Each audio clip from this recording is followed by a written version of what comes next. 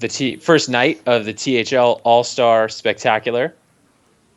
I'm Hertz Donut. With me is... This is Cassidy 14. And I'm D Lineman. And tonight we've got... I lost the sheet. Tonight we've got the Undertakers going up against the Buzzards. For those who were not astute enough to note the source of the names of the team, myself included, they are the nerfed cards thus far, which I thought was pretty clever, worth pointing out.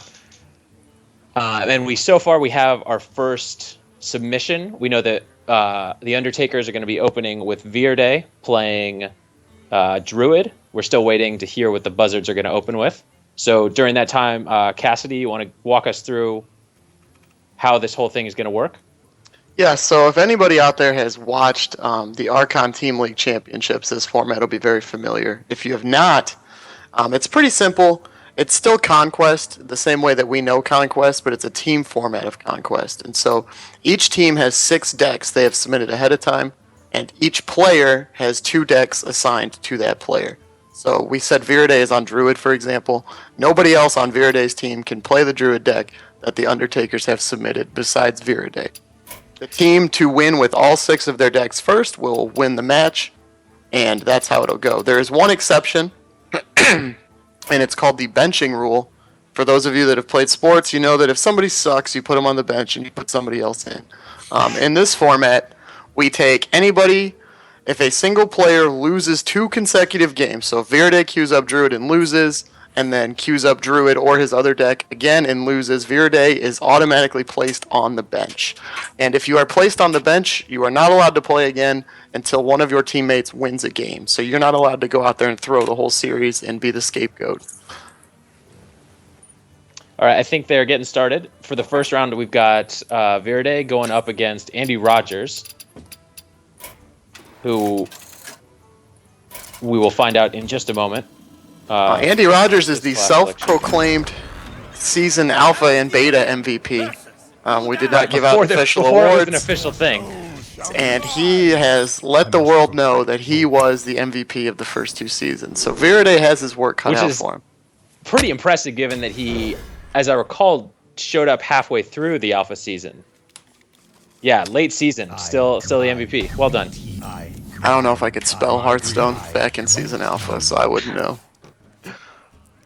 Andy is on Zoo playing against what looks like a regular Druid. I know this aggro list has been floating around out there. I've played a few games on it myself, but Verde is on a more traditional Druid list, which heavily favors the Zoo in this matchup, right, Big Devin? time. Well, that was true in the past, that the Druid was highly unfavored in this matchup, but in the past he didn't have Darnassus Aspirant. Okay. And Darnassus Aspirant is really gonna stonewall this Direwolf Alpha.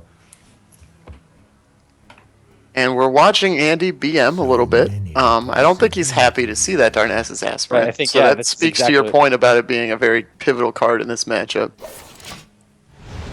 And he's gonna burn a Power Overwhelming right away to remove it. Definitely stealing some tempo. We'll see if Verde draws into some way to punish that. He has double Wild Growth and Innervate after the Aspirant. So he has a lot of ramp, and the only thing to ramp into is Emperor, which isn't going to hit anything good in his hand. Not exactly an ideal spot. Yeah, he's definitely going to want to Wrath for 1 on something. I don't know if this is the round to do it, because Wild Growth, the longer you go, gets less and less appealing. Is he going to Innervate he's going to do both. Oh, both Wild Growths. Oh, he's going to play... Ooh. So he's really planning on drawing into good cards, because Wild Growth can be used to cycle valuably. Oh, more BM coming from... You know, maybe it's possible that this is actually a ramp Druid. Yeah, I guess it is. And the plan is to draw into the 12 giant minions he's got. So far, it's there's no way to tell Druids off half their deck, because unlike I think more so than any other class, Druid has a standard must include list. But even so, would you still use the Innervate there? Because even if you draw into something, you can Innervate into that instead. I agree. I would agree. I think it might have been a little quick, but that's the thought process that I would guess And when are you going to use it? Because the Zoo's only Right. going to throw more threats on the board. Oh, but RNGesus comes to his rescue. Top decks the Ancient of Lore, which was really the only way he could stay in this game at this point. Heyo. The Zoo is just going to pile on minions, and lo and behold, Verde finds 2 huge taunts to go with it. Wow. After watching Verde's games, it's disappointing watching any pros play when they don't have fully gold decks. Now, I would think Andy is looking at a pretty basic clear here. The Direwolf Alpha is going to have to come down, I would assume. Or a Defender of Argus. I don't know if I like a Defender of Argus, though, if he's going to trade. It makes it a pretty efficient trade there, and Druid, I mean, there's no brawl, there's no board Sure, clear. but if you want to taunt up against a deck that's going to combo you down, I wouldn't think you'd want to trade off a taunt when Direwolf Alpha would enable that trade too. I think, he's got the Void Caller still, and I think he's probably just trying to move quickly because he's expecting normal combo. I think this might surprise him. Oh boy. And there's no power overwhelming, so that's great news for Verde. Yeah, now the board is super awkward for Andy. There's no efficient way to really deal with a 5/10. There's no value here. I would think he's gonna have to life tap to look for an owl. Lineman, what would you do here? I think the Knife Juggler Defender of Argus play is fine. You get a 50-50 knife on this 5/10. And he does hit it. You do it. Even if he didn't hit it. Is that where you'd put it to make sure the gang boss stays alive? Yeah, for sure, absolutely. Yeah, he really needed both. He really needed either no knives to hit or both knives to hit because otherwise he's missing 1 damage. But Makes sense. yeah,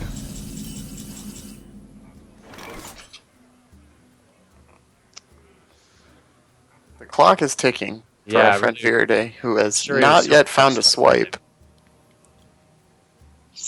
Let's see what he's looking at here. Charge down.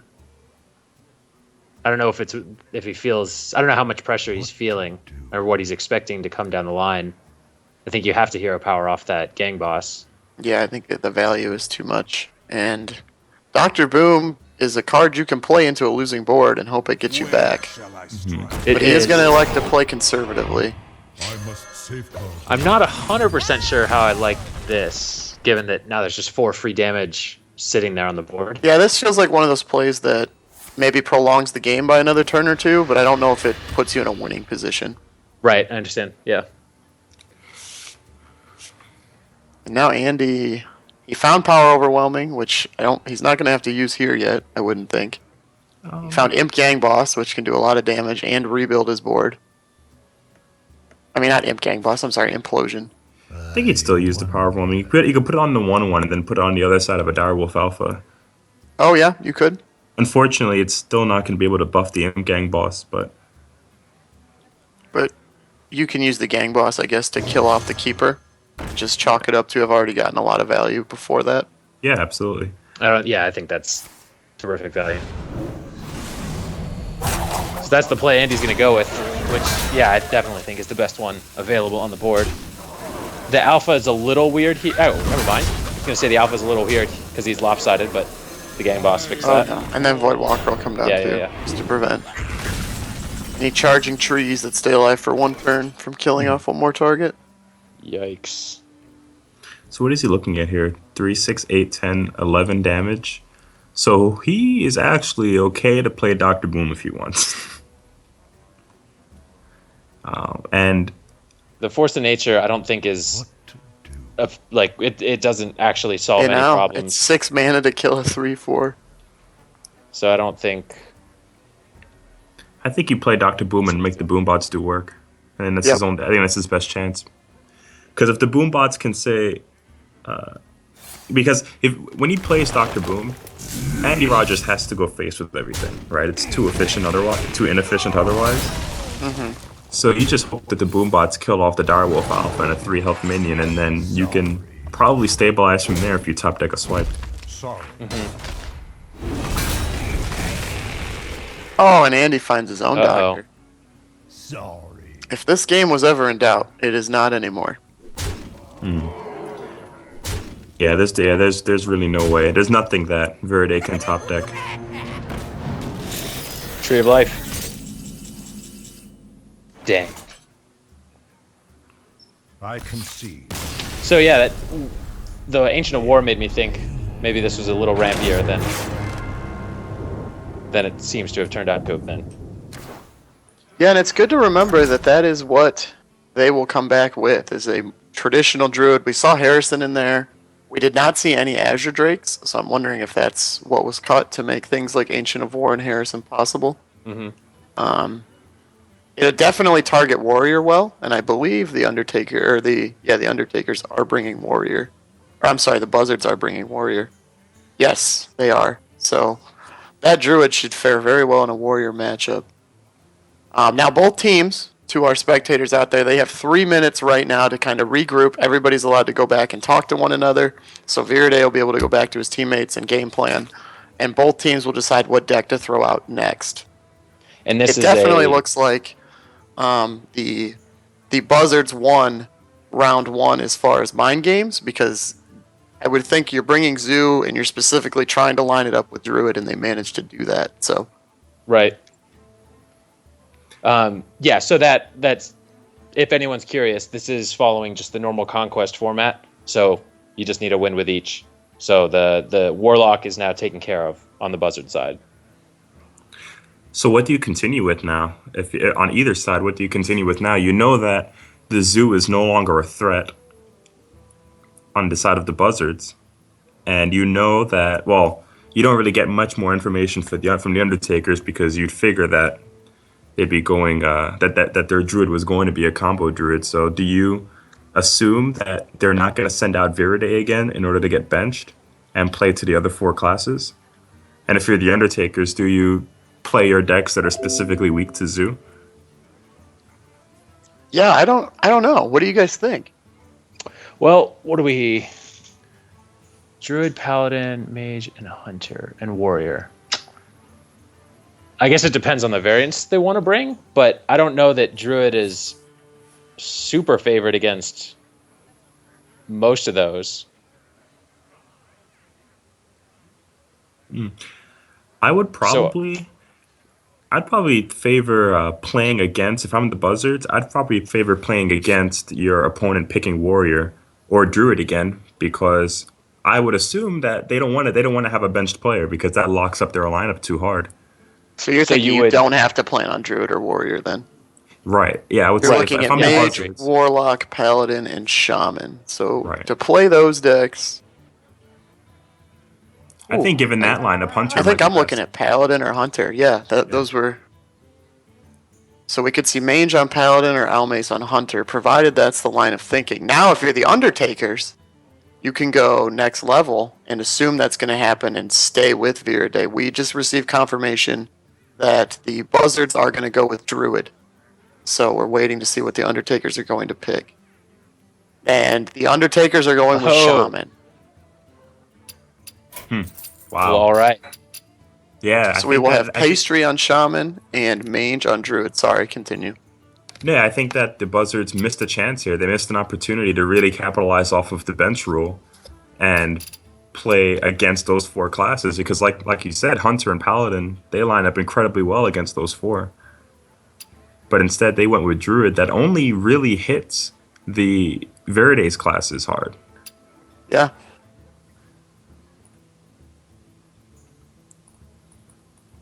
Well, Mange is the team captain for the Buzzards, and he will be playing on Druid, so maybe he was just itching and wanting to get in there and said, you know what, guys, I got this. Get out of the way. Well, let's see how it works out for him, because he's going to be facing a really tough matchup in the Shaman. And Pastry on Shaman, he is in love with this class. He has claimed for a while now that it is extremely underrated, and then he went and won a game on stream in the last week of the regular season of THL, hitting a 1 in 14 top deck to clear a board of patrons with a perfectly rolled Lightning Storm. So we'll see if RNG's on his side again tonight. Underrated. Yeah, underrated. It can win 1 in 14s. That's exactly right. It's underrated. Now, to be fair, I am not very good at Hearthstone, and I did hit rank 5 purely on a Shaman Wow. earlier this week. So, you can win with it.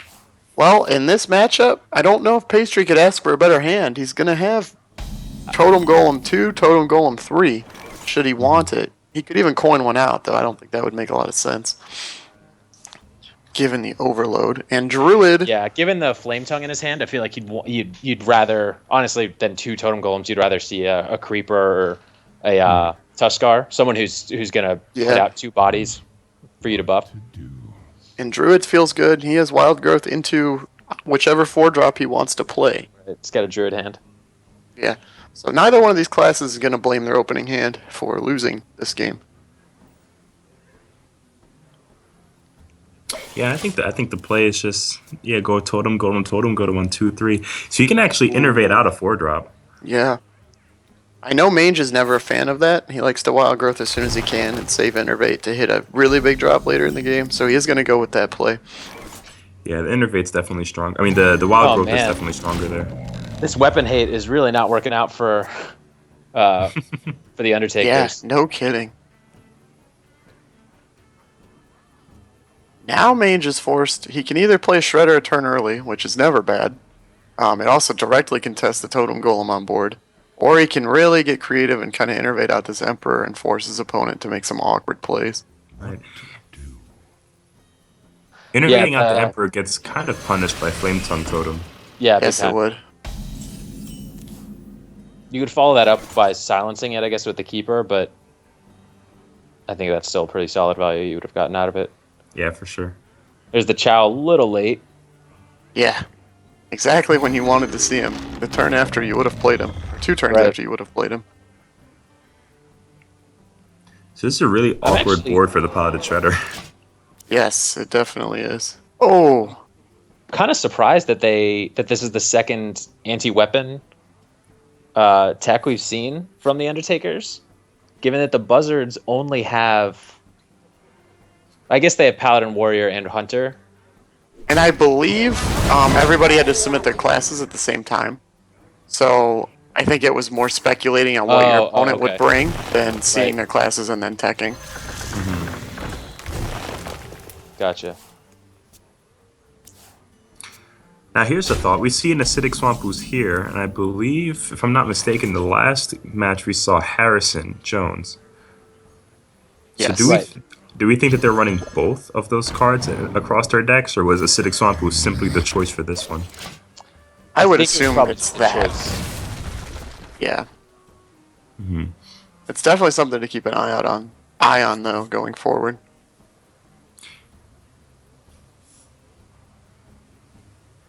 Interesting that Mange is going to go with the Keeper over the Emperor. So he's going to be reactive rather than proactive, which is going to pay off because Mange, I know, has seen Pastry play, and so I'm assuming he's expecting a Bloodlust to come down, and so he's going to try to keep this board as under control as he can.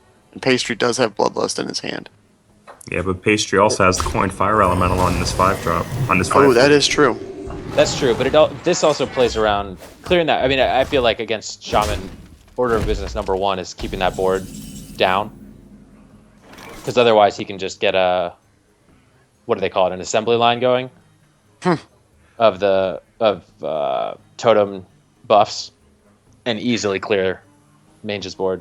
So but doesn't that feel a bit premature though? I mean, he can play the Keeper the following turn if he wants and still clear off some of this board, and the Emperor would have allowed him to weave in more minions along with his pressure. Maybe he wasn't as big a fan as what his hand was going to get hit with Emperor, seeing. Although Savage Roar is a really good card to get hit. Especially twice.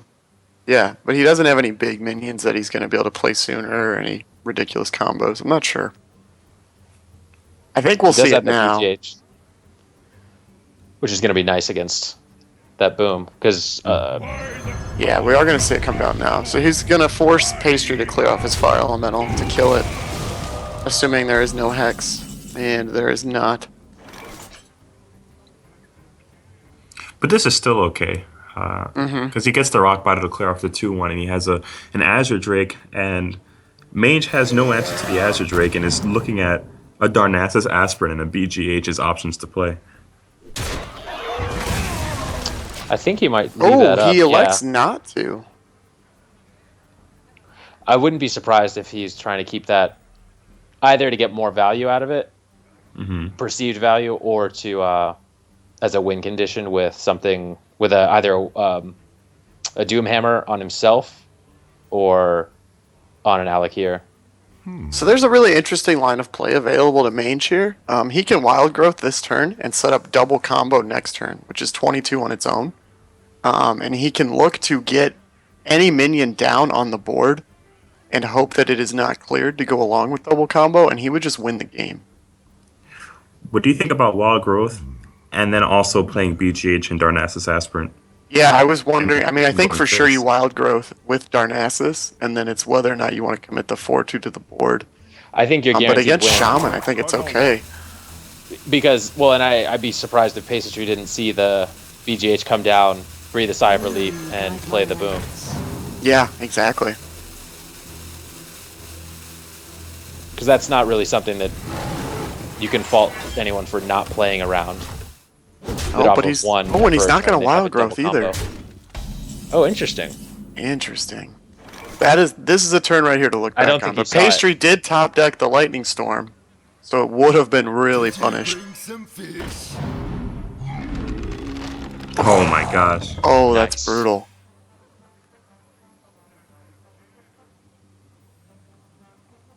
And now we're going to see a full clear. So I guess he but- wants to save the Lightning Storm for Shade of Naxxramas. Oh! So if Mange had, in fact, played the Wild Growth, this would be lethal. Well, if Mage also had played the... Oh yeah, that's true. Yeah, Yep, with the Wild it would've Growth would have been lethal. Yep, he would have had Nice. exact lethal right here. But he does have two probably separate right. instances of combo in his hand, so I think, Well, he's going to have barring... Oh yeah, he's going to have to worry about... Oh, Bloodlust can't do that much, because he doesn't Yeah, have anything Bloodlust to is charge. Well, right he now, gets 3, 6, 4 10, plus 11. 12 out of the Bloodlust. It's gonna I think do he's so. going to look to do as much as he can onto the board and make sure his opponent stays at... 22. Yeah, Yeah, I think that's absolutely the right thing to do. even put him to 20. Oh my just in goodness! case. Now he just loses to Uh-oh. Sorry. I am in coming Houston, to you. Texas. We have flash flood warnings. I don't know if you heard about the giant hurricane that's coming through Texas these last couple Patricia? days. Yeah, Trisha's got my phone going off around the clock, and I don't mean the girl in apartment 3B. Well played. So Mange is going to win with double combo. Not much Pastry could have done here, but No. Well, with the line of play that Mange took from Pastry's side, don't you kind of expect double combo, and do you roll for Yeah. the totem? yeah, I mean, it Yeah. wouldn't have mattered. Would it? Yeah, it would have mattered. Definitely would have mattered. yeah, he wouldn't have killed him this turn if he had a 0-2 taunt. So we have a 1-1 series. No, we have a 2-0 series 2-0. in favor of the Buzzards. Wow, they are just picking it apart. They're up 2-0. Now in ATLC we saw plenty of 2-0 deficits turn into like 6-3 wins the other way, so this is not like a regular Conquest format. So now we have Druid and Warlock out of the way. So if you're the Undertakers, you're game planning around Paladin, Warrior, Mage, and Hunter. I think That for weapon, those sure... weapon techs are looking Yes. a lot. They're looking better and better. Yeah, I think you have to play a deck that has some weapon tech in it, knowing that Paladin, Warrior, and Hunter are what you're looking at.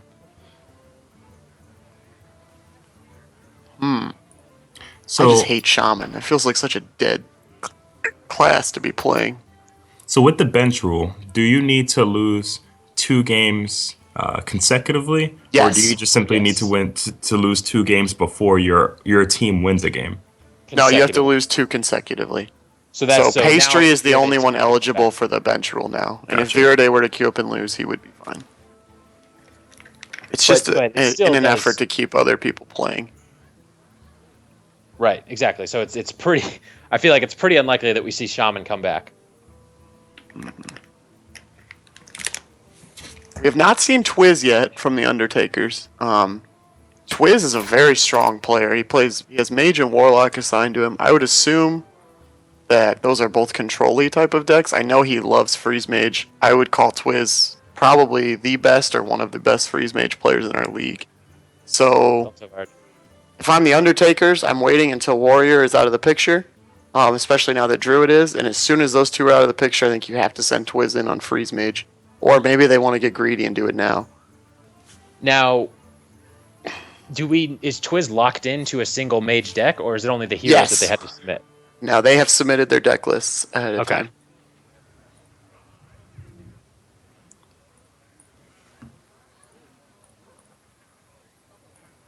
So yeah, it's probably pretty likely then that it's going to be freeze. I was going to say it would make sense for them to hold off on Twizz since both of his classes are so versatile, but if he's already had to make a list, then that they are in fact sending in Twizz on Mage. The Undertakers, they're looking at this next player and saying, you know what, we need a win. we need to get our guy in there. Why is that interesting? Because if you're assuming, again, I'm personally operating under the assumption that you're playing around the bench rule. And with that, I'd expect to see either Warrior, Mage, or Hunter. And that doesn't quite feel like the field that you want to send out your Mage deck against. Why would you be worried about... So you're definitely worried about Warrior. Back Paladin.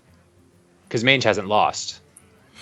Yes, but if Mage loses twice in a row, he's benched, right? So I personally block that out as a potential opponent. I would assume, but he hasn't lost yet. But he did lose though, is what we're saying. He won the last game. Oh, that's right. That's right. Yeah, that's right. Yeah, I had it flipped. We do hear that it will be Almace on Hunter. So we'll have Hunter versus Freeze Mage. I think the Hunter is somewhat favored, assuming it's not like an all-out face Hunter. Be interested to see if Flare is in the deck, because they could also be looking at Secret Paladin with their Hunter deck, so they could definitely have Flare in it. That's a pretty targeted tech, though, in Conquest format. I would agree. Although it does add, actually, that's amazing against Freeze Mage, too. It's a cute little cycle against things like Druid and Warrior as well. Cute little cycle. So we're going to get in here. We have Twizz, and we have Almace. I do not have Almace on my friends list. Do you guys? Yes. Yes, so we have him. He's playing a mid-range Hunter as it looks. Okay, so it's Almace, and then what is his numbers? 1 sec.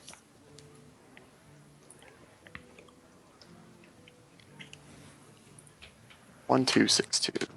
Oh, the point was to not say it on the stream. Oh, well, anybody in THL, if you want to be friends with an all-star, just rewind about 15 seconds and hope he accepts your friend request.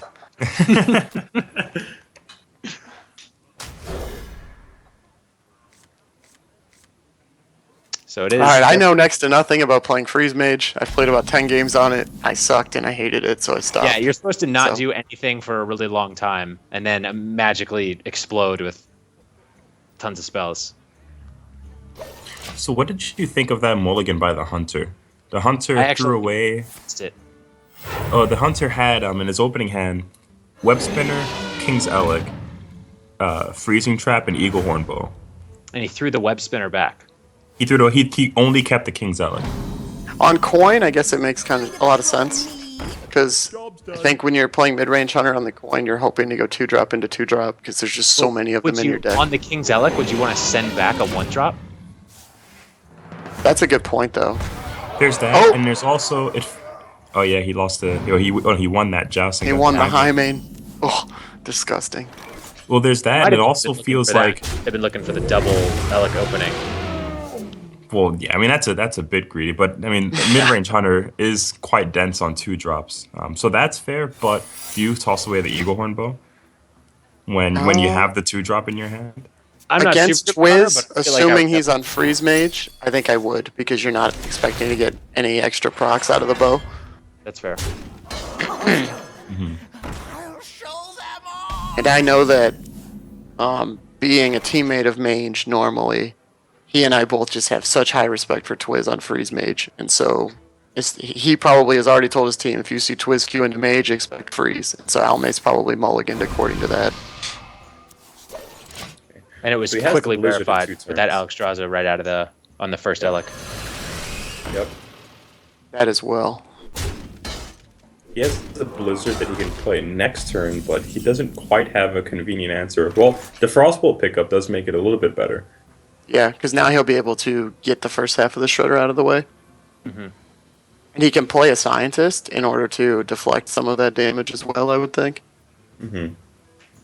I would think. I wouldn't mind terribly playing the Doomsayer. Like Frostbolt into Doomsayer. Yeah, because you can even Iceland something if you want, but because even if it's faced with an Owl or a Kill command, then your Blizzard gets a little bit better. If it's Kill commanded, then that's perfectly fine. You gained 5 more armor from it. If he has to run his minions in, then that's obviously the best case scenario. Right. Because you know you're following up with Blizzard next turn, and possibly another Blizzard again on the following turn, depending on how things shape up with the Shredder.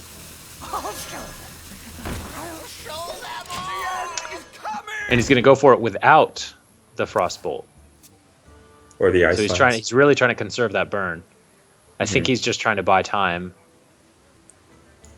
Yeah, well, mid-range hunter lists typically only run one Iron Beak Owl anyway, so it's a fine gamble. But unfortunately, It's going to get punished. Almace does have it, yeah.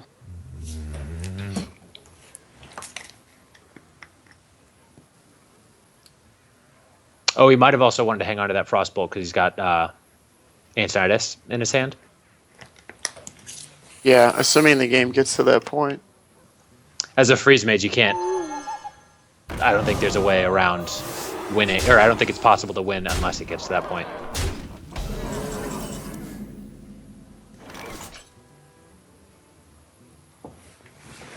So we're definitely going to Yes. see Blizzard here. There's really no way we won't. the question It's- is, what do you do with this Scientist? Yeah, I 'Cause mean, you're you gonna have ta- to know that that's Right. probably going to be. I guess maybe it could be a bear trap. I think you have to swing because you have to test for snakes because snakes Yeah. give your Blizzard more Oh, value. snakes too. Yep, yep. Okay, so it gets frozen. Yeah, it's going to be awkward to find 4 extra mana to replay that, and he doesn't have any of his other secrets in his hand, so he's going to need to replay it at some point. The secret is showing up as hidden. Still there for you? Yeah, Did me you guys see too. it? Oh, it's a second freezing. Okay. This is what he got. Yeah, because he Blizzarded a Mad Scientist. It just shows up as Twizz's card back for me. Oh, that's interesting. It does for me too, yeah. That's a new bug.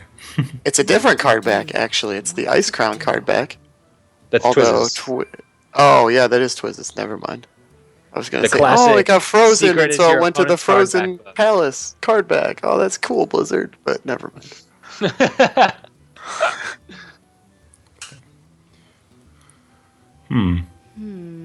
So Oh, Twizz do really you- thinking this through, considering things that I'm sure we could not think of. Linemen probably could. I would assume you Frostbolt the High Main, because it'll die to a Blizzard at some point. And then you I really probably like, ping off Shredder. I really like getting down this Acolyte of Pain. You can ping the Shredder, you can also Ice Lance the Savannah High Main, and it lets you fit in a Mad Scientist or an Acolyte of Pain. Yeah, you can do that with Frostbolt as well. Right. Yeah, and since he's going with the Acolyte of Pain, Frostbolt is the better one to go with. It's more efficient. He decides to Frostbolt Yeah, away the 2-2. Alchemist. Ram Wrangler? Oh, just a Garbage. 1-1. I won a That's THL actually- match that's by terrible. Ram Wrangling a King Crush as my only out one time. Felt really good. Oh, Ice So Barrier he gets a right free on card time. now out of Much needed. the Wrangler. Well, let's see. That depends on if he's willing to ping his Acolyte of Pain, because that's a freezing trap. So the Acolyte of Pain isn't going to be able to attack into the boar. Oh, right. But he's definitely playing this Ice Barrier. There's no way around that. So Ooh, Frost Nova's a nice pickup. Now, do you guys understand why he didn't Frostbolt the High Main? agreed. Okay. That's really the only answer I can give. Can you elaborate? What do you mean by greed? Because Like, what was he being greedy in regard to? Use the Well, because the Frostbolt there I'd imagine at the opera that what he's assuming is that he's going to be either killing the Savannah High main in a way that's going to let him use Blizzard on the 2/2s, Okay. but it would still be inefficient for him to use that Frostbolt on the High main over, say, the Crazed Alchemist, which isn't quite a consistent line of thought. Or he just assumes that he's going to win without killing the High main to begin with. And just Makes keep freezing sense. it every turn. Okay. Right. Now, as a pleb, I understand what you meant. But if you're just going to keep... Although, yeah, I guess that's fair, because the Frostbolt would lead into a Blizzard, which then would lead to not frozen Right. hyenas. Right. Okay. Now we see Frost Nova. He's going to really stall. And he's even going to Ice Lance face. Really still. Well, that's the only way that he survives. Yeah. Yeah. Given that you haven't seen a quick shot, you haven't seen a kill command. Mm-hmm. And I assume now he's going to look to Fireball Blizzard next turn in order to fully clear the board. Yeah, well, he's going to get another secret off of this mad scientist, and Yes. for his sake, hopefully it's an ice block, because at this point he's too low for ice barrier to do much to help him. I don't know if he has enough in his hand, though, for the extra turn-off ice block to really make a difference.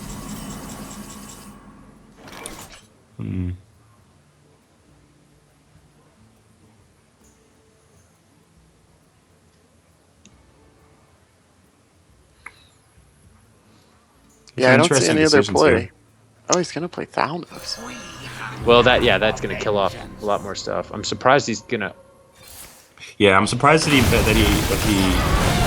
I guess, yeah, the idea is to keep the... And he trades there. Oh, right, because he wants the secret. Right. Yep. He didn't.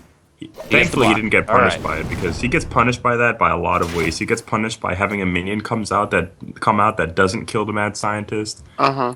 He gets punished by a minion that comes out that doesn't die to the mad scientist. And luckily for him, none of those two things happened. I probably would have opted for killing off the mad scientist some other way, and then playing the Blood Mage Thalnos afterwards so that it can be cycled. So the ice block is popped. Is there any out here for Twizz other than second ice block? Alex No. No. Oh, Alex Oh, yeah, Strauss. Alex Strauss. Yeah.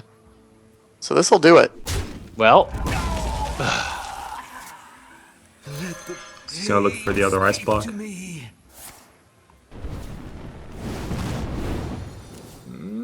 Nope. This will That's do it. it. And he's going to Fireball face, as any true All-Star would. yikes. And so the Undertakers, their backs Headed to the are graveyard. against the wall. They're reeling. Everybody is 0-1 so far. They are sharing Yep. this blame equally. Meanwhile, the Buzzards all want to know. Yeah, the Buzzards are all 1-0, and they're all feeling really Dominance has been established on all fronts. good. So the Buzzards now have to win with Paladin, Warrior, and Mage. And the Undertakers have to win with everything. And we can And assume... interesting that they went up against the Hunter with one of their few classes. Also, we didn't see any secret hate from the Hunter, which didn't actually turn out to matter because Yeah, Twizz never correct. found any. But yeah, they brought the one class that didn't have any weapon techs, and now one of those weapon classes is out of the running. One of the opponents, one of the Buzzards. Yep. So now at this point, if you're the Undertakers, I think that you completely ignore the bench rule now. And that doesn't necessarily mean that you have to go Warlock now, but I think that you just discard that from your judgment and just play Yeah. whichever deck you feel is strongest, because you just need to get on the board and put bench pressure on the Buzzards. You might even, I mean, it's a bit of a gambit, but how likely is it, given that there is the bench rule, I don't think the Buzzards would be expecting Twizz to come back with Freeze Mage. So this might be the safest time to bring it if they don't bring the Warrior. Well, Because they I probably want to say save that- that for the Freeze. well, at this point, I say that you just play Warrior, right? Because if you're looking at the classes that you have left, they have left still to play their own Mage and their own Paladin And Warrior just might be the most consistent pick amongst those three to get a win here. And I think that at this point, when you're up 3-0, I think that you can afford to discard that kind of logic of benching and continue to snowball by picking your strongest deck. Because at this point, the Undertakers can actually just play anything. They're not locked out of any classes. They're down 3-0. Each of their members have lost, and I think now is the time to discard bench logic. Yeah, I would agree. Yeah, I think You got to that's get fair. on the board at some point. We hear that the Buzzards are going to go with Mange on Paladin. I would expect that to be a mid-range Paladin list.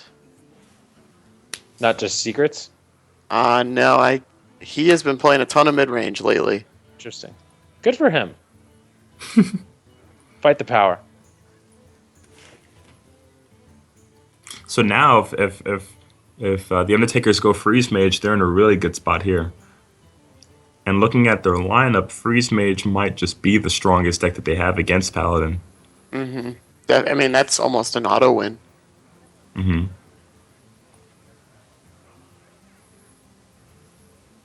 So, Mange did bring Druid, which is his proclaimed favorite class, but he did not bring Hunter. So unfortunately, he could not bring the famed Fell Reaver Hunter, which is his the match claimed has favorite started. deck. Pastry is it's also on Paladin, so we're going to have a Paladin mirror in the decisive alright. game 4. Mange definitely appears to be playing mid-range Paladin. He has a Peacekeeper and a Lotheb and a Dr. Boom and a Muster for Battle in his opening mulligan. Squeezing in Peacekeeper and Lotheb both into a secret deck is almost impossible. So we can guess that that's a mid-range list. And we're looking at Pastry with an Acolyte of Pain and Wild Pyromancer. You think it's Control Paladin? It's got to be some kind of really, really slow Paladin. And Mange tosses back and gets the Zombie Chow and a Coghammer. So he has a very nice curve as a mid-range Paladin. Oh, and he picks up the mini-bot off the top as well. Wow. So who do you think is favored given the lists? I've Mid-range always versus gone by the control. rule of thumb that in Hearthstone you want to be slightly faster than your opponent. So in general, mid-range decks are favored over control decks, and aggro decks are favored over mid-range decks. So by that line of thinking, I would think Mange is definitely favored here. Thankfully, though, Pastry does have Consecration, which Yes, he's going to need absolutely, because Muster for Battle is likely to come down here unless he opts for the Owl. The Owl pick up on the Acolyte of Pain, but He may look for Coghammer value as well. Having that Justicar right up or predictably on turn 5 is going to be huge too. Yes. yep. There's I don't know that there's any greater value in Hearthstone aside from maybe fizzle banging a Draxus than doing Murloc Knight with Justicar hero power. So he is going to go with the Coghammer. This will protect his board against a turn 4 Consecrate.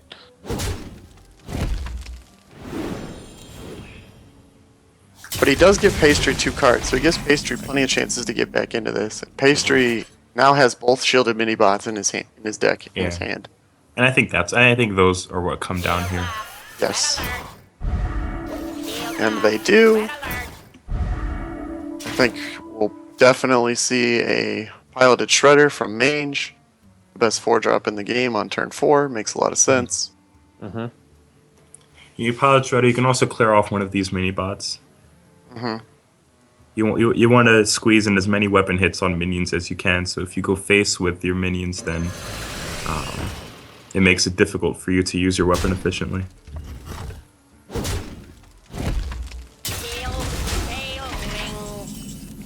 Now, assuming we see Consecration come a turn late, we're going to be in a really interesting spot, because a lot of who is ahead will depend on what comes out of this piloted Shredder. Right.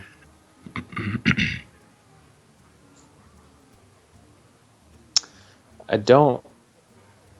He could be considering Pyromancer equality, maybe? Seems a bit early. He could be considering owling the Shredder, ahead of his Consecrate, and then, squeezing a Muster for Battle alongside of it. And And then maybe you don't need the Consecrate because you can use the muster tokens to help clear the board. And these But Paladin he's mirrors, gonna go with it. yeah, and these Paladin mirrors, I always find that owl is there for one card and one card only. And if you use it otherwise, then you are going to be putting yourself in a really bad spot. That card obviously being Tyrion. Man, this is going real well for Mange. Yeah, you mentioned the Justicar Hero Power on the Murloc Knight, and it looks like... Oh, okay, we're not going to see Justicar come down yet. Oh, interesting. He's just going for pressure. Oh, well, he just saw the Consecrate? Yeah. Okay. Yeah. Unfortunately, this will be punished. Well, the Murloc Knight would live through a Not a whole Consecrate lot. turn, so I guess you really wouldn't be. Yeah, I don't know if you really consider this punishment, because if you can use your control paladin opponent, if you can force him to use 2 consecrations before turn 6, then you're probably going to be in a really good shape when you play Justicar. Yeah, makes sense. I don't see any reason not to play Justicar. Well, I guess find out what he's got in store. Oh! Ow. That's fine. I would definitely play it now. And you leave the Cho up, right? Yup. Oh, yeah. Oh, yeah. Oh, that's just unfair. Oh, but he clears off the Murloc. That was a misplay. I guess he's looking for Quartermaster value. I guess you send the message now that you're looking to go Hero Power into Quartermaster next turn. I mean, I don't think Mange is actually doing that, but we'll defend him. Yep, he realizes. You missed a damage, too, because you didn't even attack first. I think the bigger thing is the Murlocs just stack off of each other so well. Without the Quartermaster in hand, I'm surprised that he made that call. Unless he is just trying to play mind games. Now, as a control paladin against a mid-range paladin, are you worried about giving them equality? I think you have to be. Because the whole point is that hopefully you outlast them to the late game and you have bigger, stronger minions. And that would just give them an answer to those minions. But at this cost, right? Because the cost here is the board just stays handing him as a is. muster. Yeah, that's Oh true, my god, too. the 1/1s. Mange now has 3 muster for battles in his hand. Reporting for duty. Well, with Justicar already live, Muster for Battle becomes a much weaker card. So That's true. yeah, it's not the worst thing. Oh, and here it is. Value-gasm. See? Oh wow, he got the Spirit Walker See, and as well. that's the other reason why you don't want to kill off the Murloc. Now in Now this you have to circumstance, start clearing tokens, right? yeah. Oh, I don't know if I would agree with a Muster for Battle here. I think he does it just to give himself the weapon to clear off an extra token with. And I don't know that he thought... I feel like it's very possible he forgot about Cho. In that moment. Although, I guess he gets it right back. Yeah, muster for battle isn't going to really help that much here. Now we're going to see Pyromancer equality. Yeah. Or, well, if you want to give your opponent a card, you could Pyromancer Consecration and you clear everything except the Spirit Walker. But he's going to go with Gotta equality. attack first with the 1/1. But the equality also kills off the Cho. Yeah. He also missed an attack with the 1/1, unfortunately. Yep. It's not the cleanest game by both of these players, that's for sure. It's supposed to be an all-star event. Well, we're not in it. Showcase of the greats. Battle of the Titans. Who misses more damage? Put this apple on your head. Yikes. Reporting for duty. Okay, so Reporting for duty. Oh, wow, this double Staff Driver is juggle. on point. I don't know that you need to... I don't know that you need to take the 4 damage right there to your face. But maybe I that's... think he played Muster for Battle, so yeah. I guess now you try to you get the board entirely clear. And he does. Reporting for duty. Yeah, you're not worried about burst damage from the Paladin, so 17 is fine, because you're going to be playing Lay on Hands later. Mm-hmm. Here comes second Consecrate. Yep.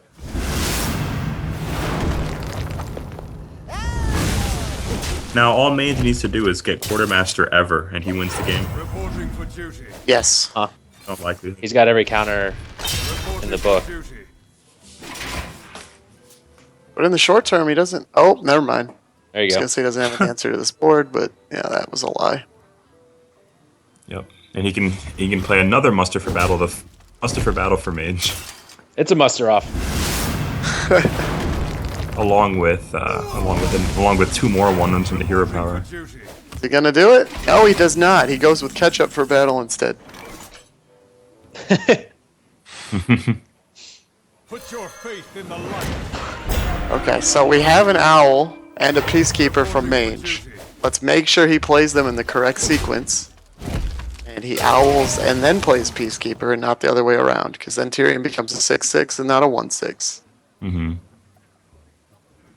Yeah, and he can play the Belcher behind it. Okay, he does make the right. Not Although, saying I've you ever don't made need to that play mistake.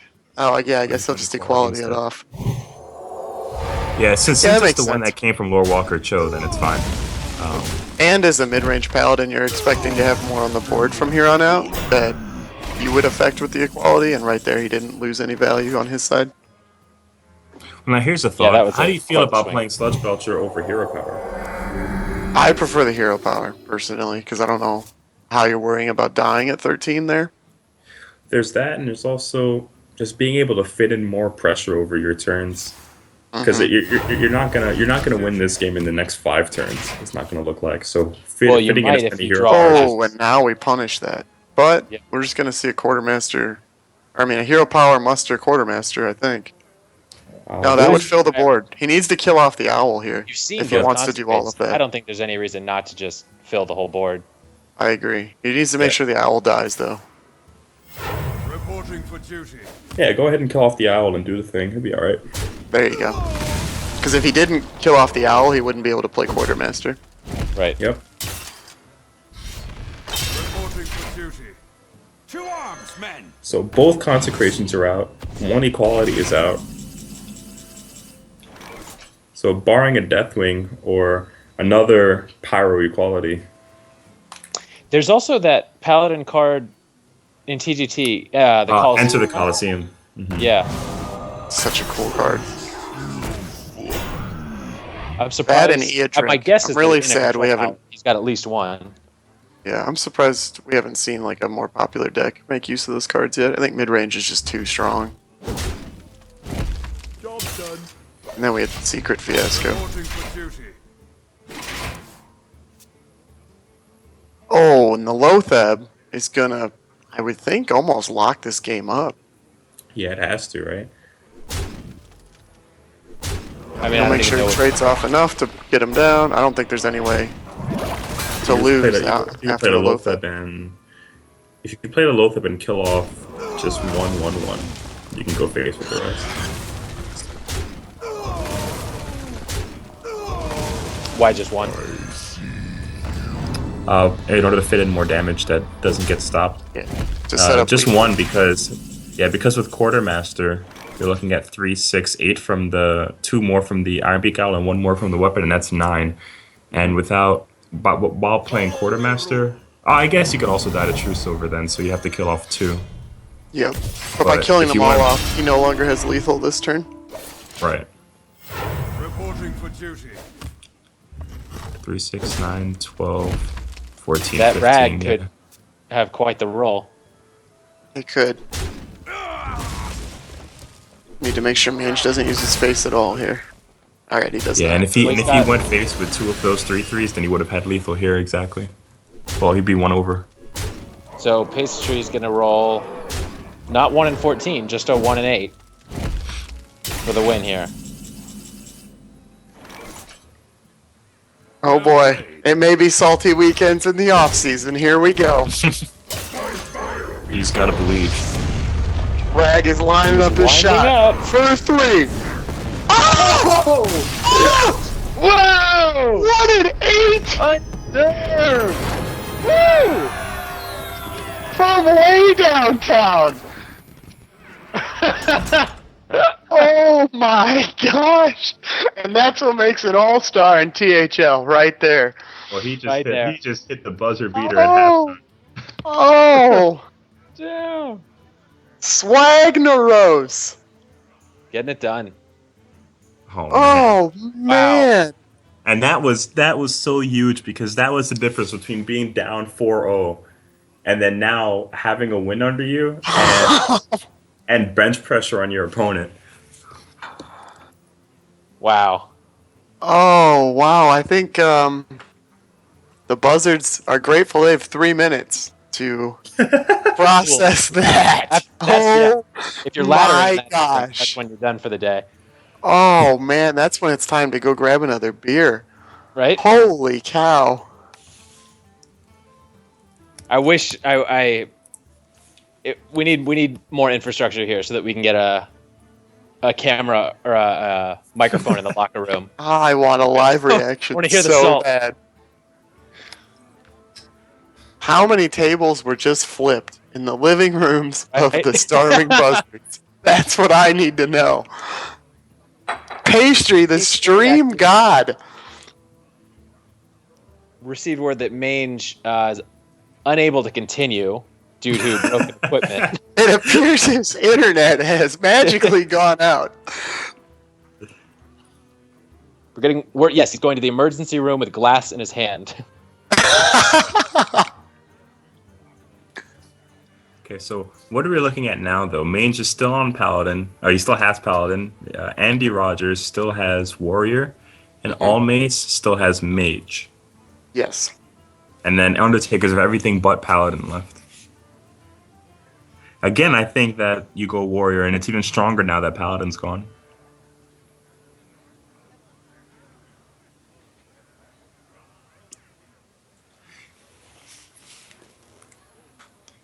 You give Mange a game to recover.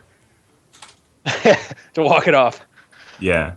And still, I'm not quite sure when the best spot is going to be for the Mage from Almace, regardless of what kind of Mage it is, but... I think it's Freeze Mage. I believe he's also a player who loves his Freeze Mage. Mm-hmm. Well, the freeze off would be really unexciting. Okay, well, Just see who wins. Who draws Alexstrasza first? right. Yeah, well then Mage is, Freeze Mage would be such a liability given that Druid and Warrior are still up for your opponent. And then At some also the point, Mage Shaman Mirror. is going to have to win too.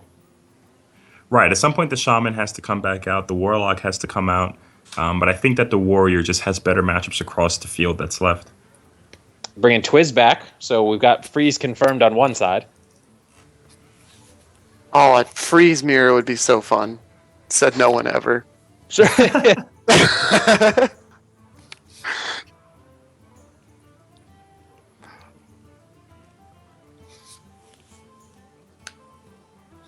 Alright, so we're going to have Twizz versus... If you're the Buzzards, who would you like to have queued into this? It's You gotta be would the want to Warrior. have Andy Rogers queued Yeah. into this. We'll Big see time. if they do that. And I think you would expect that too, because now there's no more bench pressure. Stopping Twizz from coming back. And I think they have a lot of faith. It looks like Mange is going to be. It says he's preparing to battle a friend. So is Twizz. So we're going to get mid-range Paladin against Freeze Mage. Oh man. Rip. Uh-oh. We're about to have a Undertakers. 3-2 series, boys. Jaina versus The Undertakers with the clutch comeback. I will fight with They're gonna catch Mange on tilt, playing a bad matchup. I'm amazed he came back. Andy's going to get benched. Yeah, that's exactly what the Undertakers are gonna need to get back into it.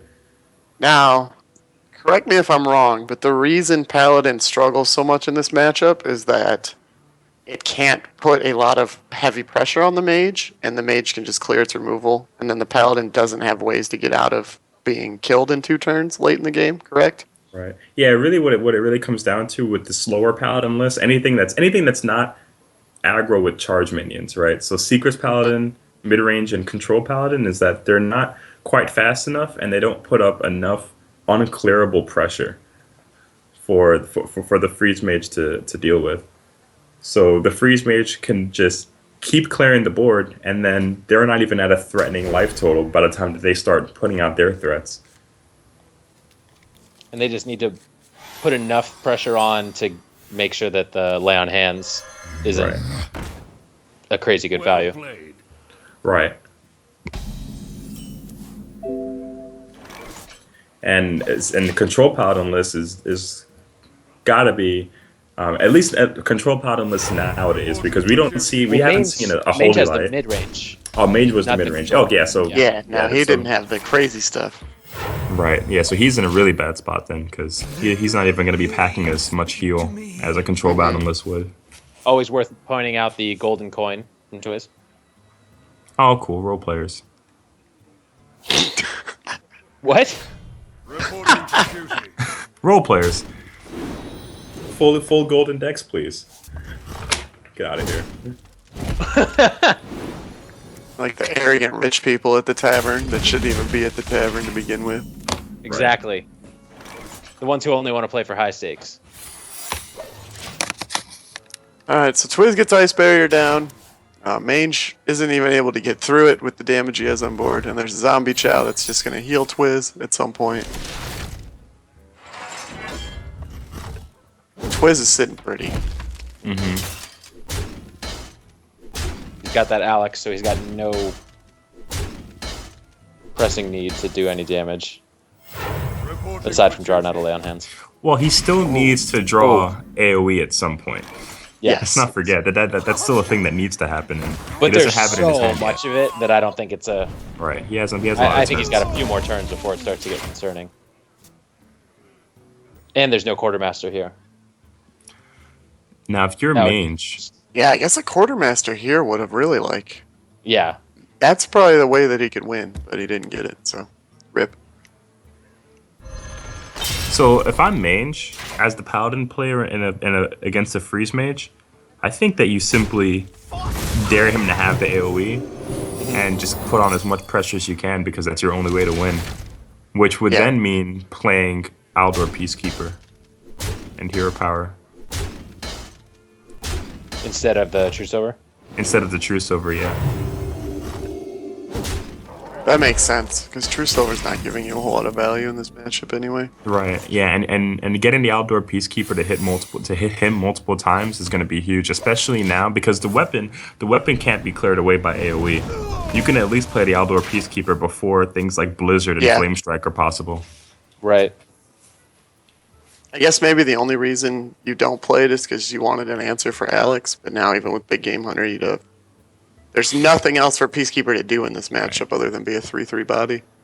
Right, if your opponent plays Alexstrasza and you need to deal with the Alexstrasza instead of killing him, The rule. You probably then, lost anyway. Yeah, then you probably Yeah. lost anyway. Reporting for duty.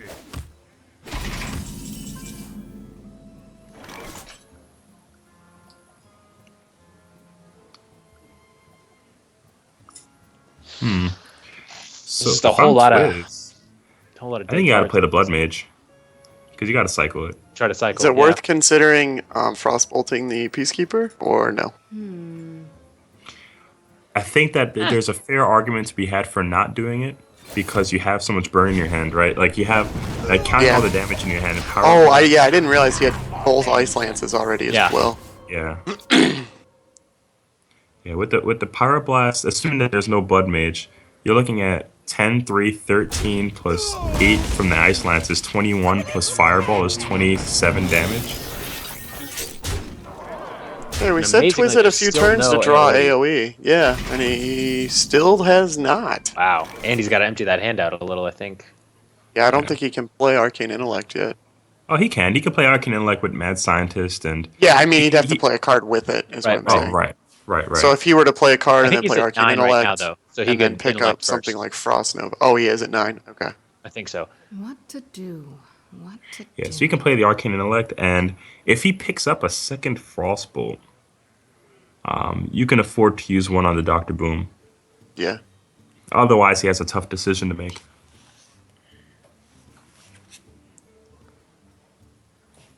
What else could he be considering at this point? He can consider a Fireballing Healbot Boom. play. Healbot. Yeah, Healbot and Frostbolt on the Dr. Boom. Could play Mad Scientist if you want, but I think you want to prevent this damage coming in from the Dr. 7 Boom. damage is going to add up real fast, I would Right. think. Right. He's gonna go for the Scientist. I'll show Now that's strange because the scientist is guaranteed 0 value at this point. Well, have we seen both ice barriers already? We have. Oh, yeah. So, then, yeah, the mad scientist doesn't do much of anything except for maybe take 2 damage. Right, it eats a boombot, Right. I guess. So, it's, but yeah, it's. interesting. If I'm Mage, I go face with everything except for the weapon. Yeah, I would definitely be using. Oh, I guess Consecrate isn't That's fine, the too. worst That's idea. fine. Yeah, you're never gonna use it any other time. Reporting for duty. Kind of surprised he didn't go for the Juggle. Max Juggler because you know that your opponent, that Mange, he didn't have an answer to the board before, you know? Yeah, but it's been a lot of cards. There's a lot of cards deep. You gotta love Emperor Thaurissan and possibly freezing this Dr. Boom. You can also Arcane Intellect and hope that you get a Frost Nova. There it is. Okay. So And No Doomslayer to it's pair nice. with it yet, though. That's fine. He's got the ice block down. Maybe he needs to draw into the second ice block. But so next turn he's got ET, and then so he's still about 3 turns off, 3 or 4.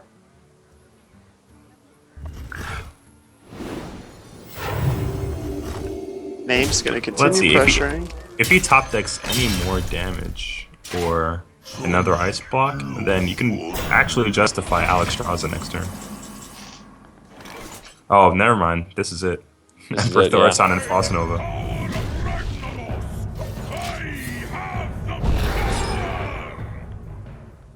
So then next turn Pyroblast, it and then can't you get finish popped. him. No, it can't get popped this turn. So next turn he gets Antonitis and an insane amount of frost damage, and then it's guaranteed lethal the next turn. Okay. So do you need C quality here? And clear off this 5/5? Can you justify ignoring it? Ooh. I mean, I don't think you can justify ignoring it because you probably you can't kill him without the minions on your board anyway. Yeah. So you just assume that the minions stick, and they'll be the ones that deal the lethal damage. And if I would not, you agree. can't let the Emperor hit twice.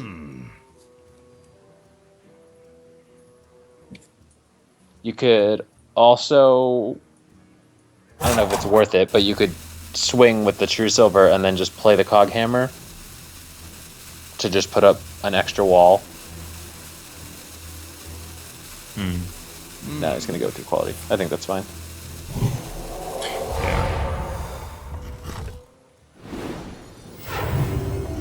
Really plays into any sort of, if Twizz didn't have the game sewn up at this point, it really plays into any sort of AoE that he has. All right, so now Twizz is free to just go crazy with Alexstrasza. He can go. He can go I don't know if Alexstrasza. that's- I feel like it'd be more effective to do Antonitis plus 8, 11. Oh, he's gonna do both. Oh, all right. Yeah, because he can do this and supplement it with either Power Blast or Fireball next turn. It doesn't even lose to Lotheb. Thaurissan's a stupid card. Yeah. That's basically what this turn is showing you. Interestingly enough, Lay on Hands could have actually been an issue. Yeah, Lay on Hands was actually a legitimate That's out. why I like Antonitis Plague, because then you have 4 Right. fire,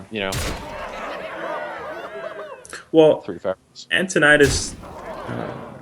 Antonitis doesn't really do you much better because you're still faced with your ice block being popped. Yeah. So even if he plays Lay on Hands, your ice block gets popped and your Antonitis gets killed, and it's really not much different. That's true. So it's 3-2. 3-2. So Twizz keeping it classy, only using the Fireball, not the Power Blast. Interestingly enough, that game was actually Mange was 1 card away from actually winning that game, in spite of how the last few turns went. Are we talking about the Quartermaster Lay on early Hands. on? No, Lay Lay on on Hands. Hands. if he had Lay If on Mange had Hands the at Lay the on end. Hands, the game was over. Right.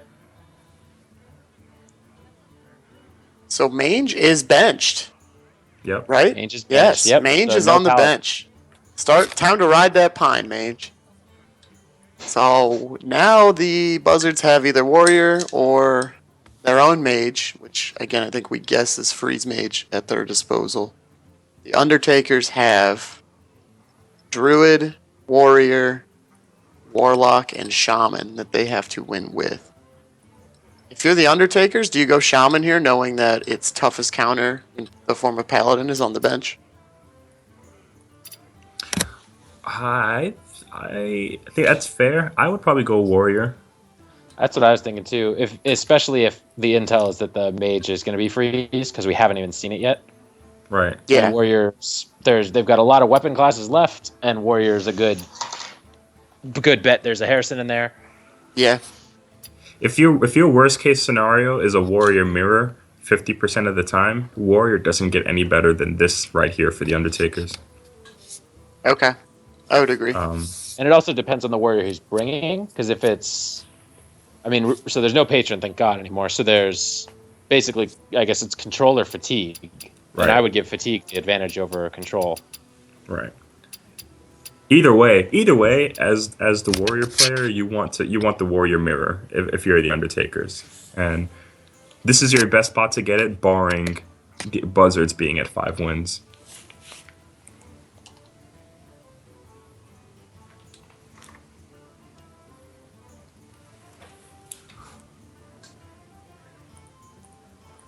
At the same time, the Undertakers still have Druid left, correct? The Undertakers do still have Druid, yeah. Verde has both Druid and Warrior. Right. Yeah, so I think Druid. I think Druid also would have been fair. I think Druid also doesn't get any better than that spot either. So Verde is going to bring Warrior. So we guessed right on that one. And we're expecting... I think it's got to be a Warrior mirror. I think that for each of the past 2 games, that Warrior was probably the best choice to bring. Again, we don't know what kind of Warrior it is. We could all just be getting swerved and it be a face Warrior. But barring that, I think that Warrior should have been played a long time ago. And as the Undertakers keep getting wins, the Warrior pick gets weaker for the Buzzards. So. Mm-hmm. Yeah, and that seemed that I doubt that's teched against a specific. Like if they're waiting to bait out some specific class. Right.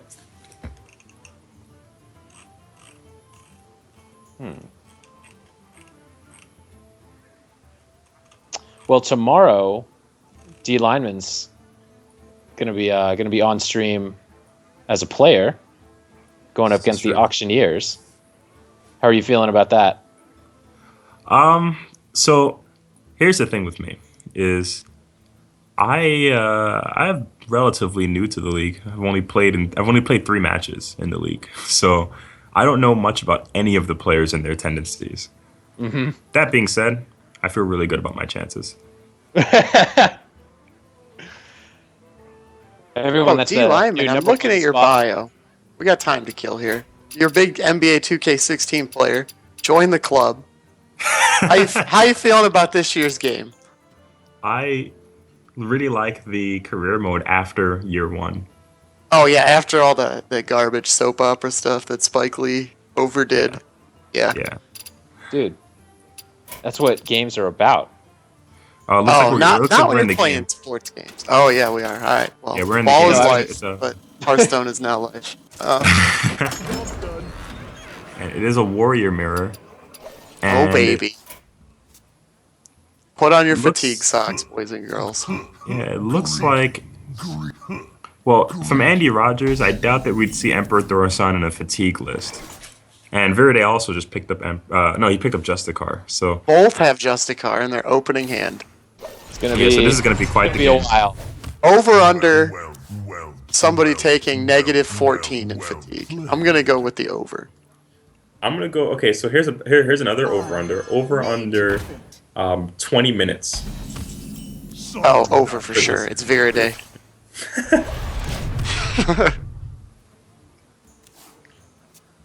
Oh, Harrison comes into Andy's hand.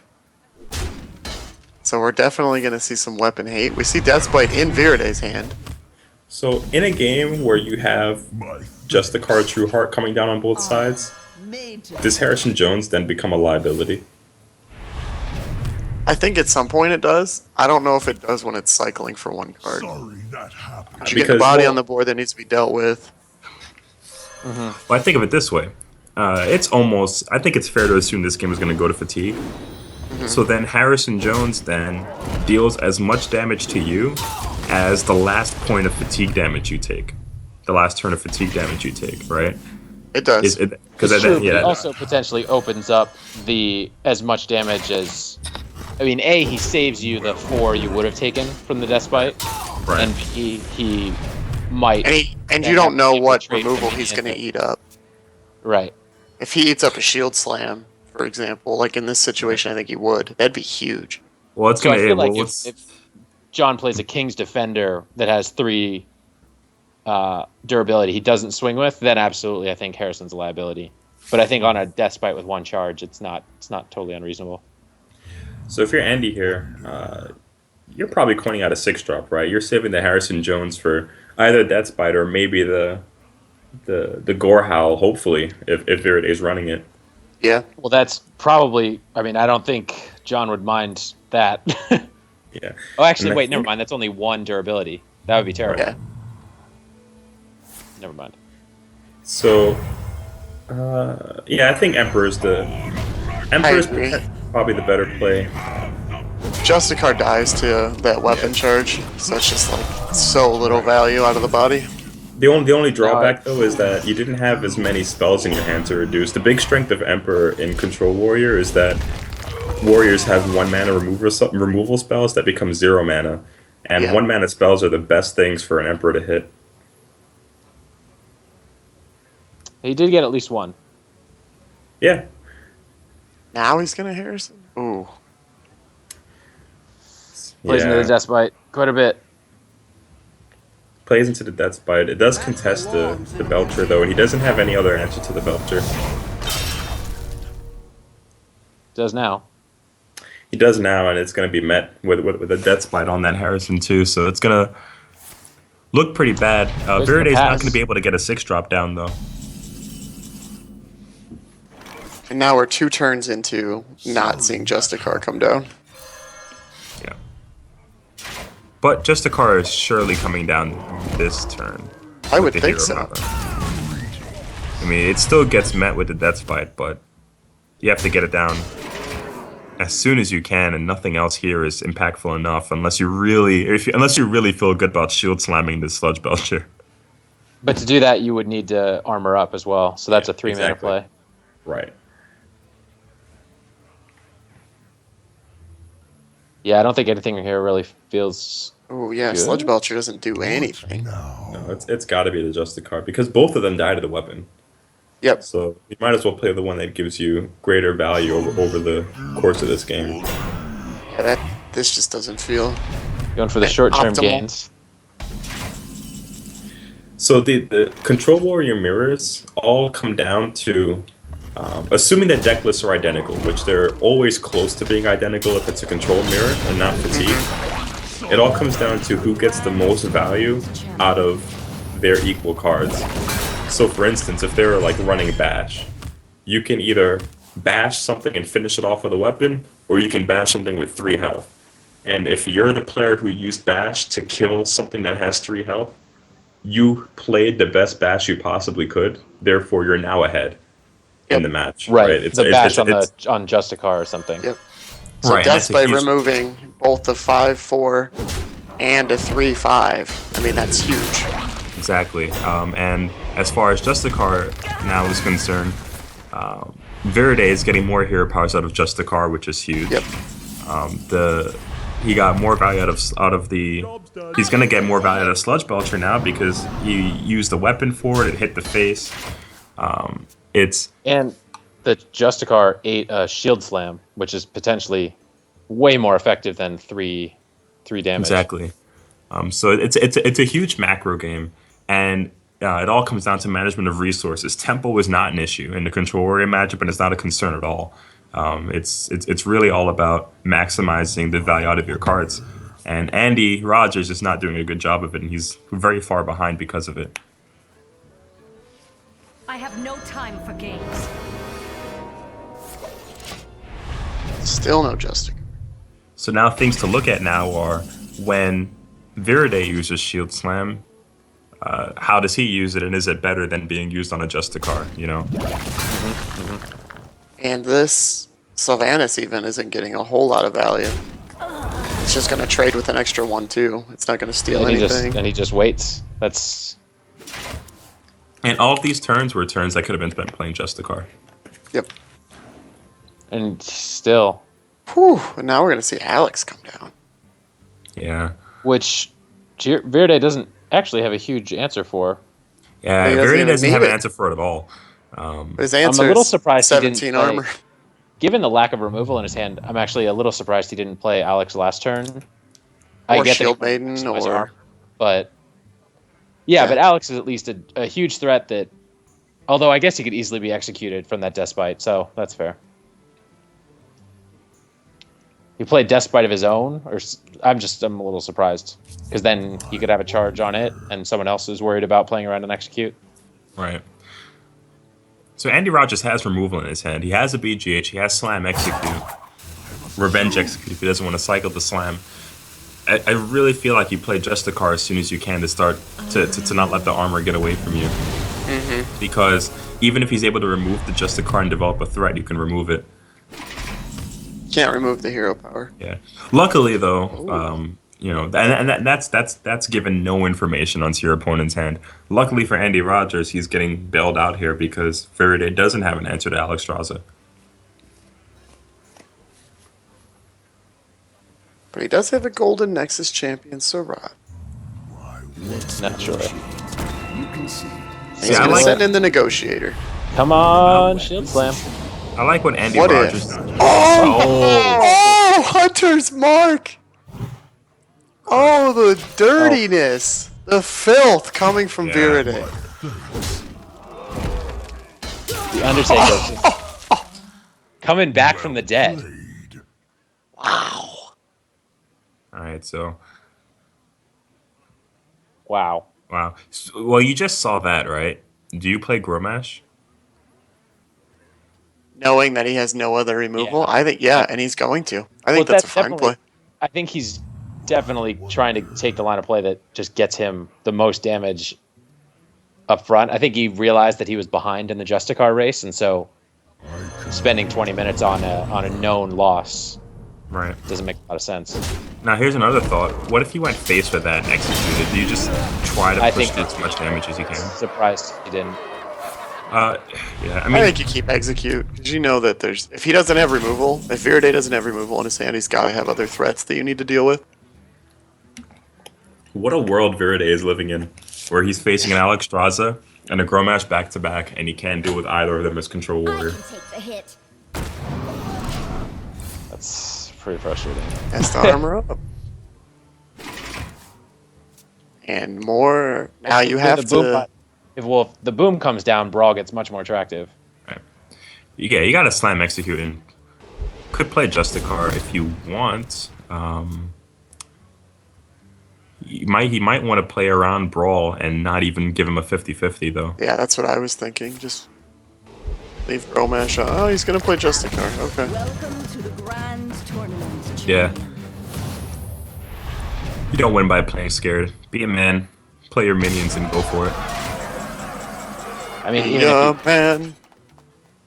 all right, so Brawl he's got a 50-50 here, and then Bash, and then he's sort of stabilized, kind of. Is there any way he can play enough of a threat now? Because he has such little life. No. Never mind. I was gonna say, could he play enough of a threat to deter Gromash? But he can't. No, yeah, I think you have to Brawl for the 50-50. You have an option to say Bash, hit the Gromash, and play Baron Geddon, but that leaves a 6-1 up. Yeah, that's Yeah. That's So you have a 50-50 to stay in the game, or you have a 100% chance to last one more turn. right.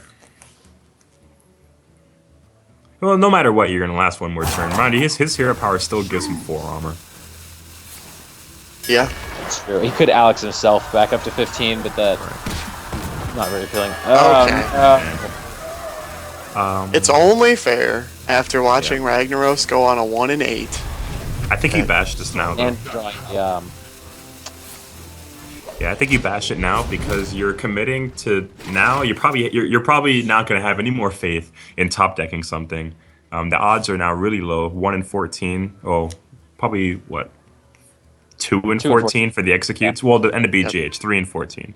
So you can use the Baron Geddon to kill it, and you want to weave in an extra hero power in the process.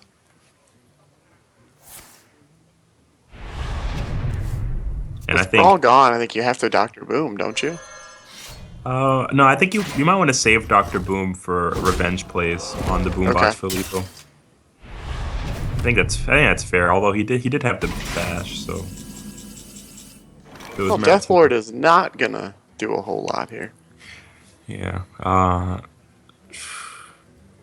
he just barely has the mana to kill. Wow. Now, but with the Death Spite up, you can't even you can armor up, swing at it, and then play Baron Geddon, but you're dead to the weapon. Right. Yeah. So I think this you is just kinda over. have to play the. You have to play the Death Lord. Deathlord.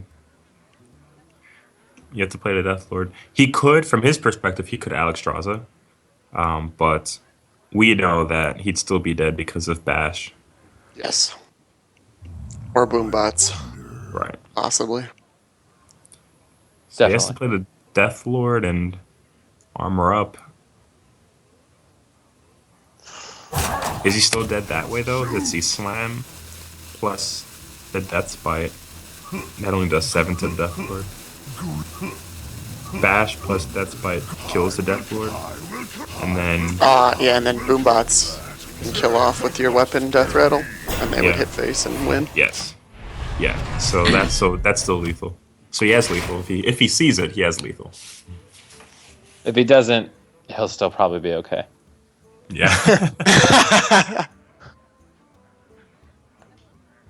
Well, it's an RNG lethal because the boombots need to hit for at least 4.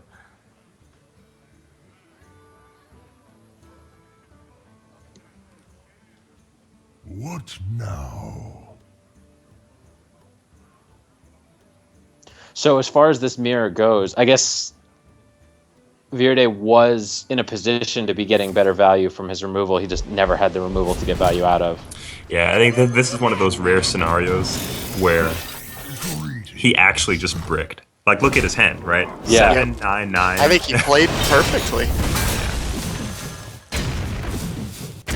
Yeah. Wow, almost identical.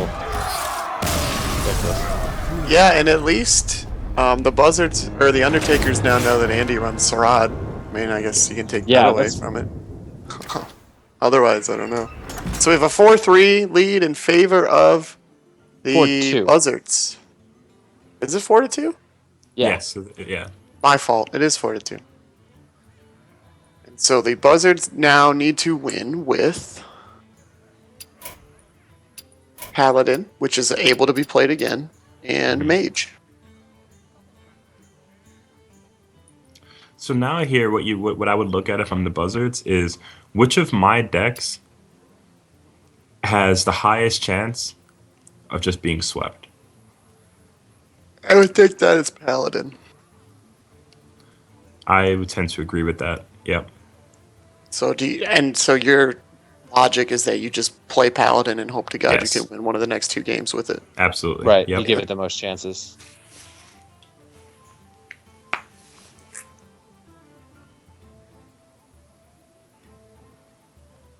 And I think even especially considering that Druid and Warrior are still there for Verde.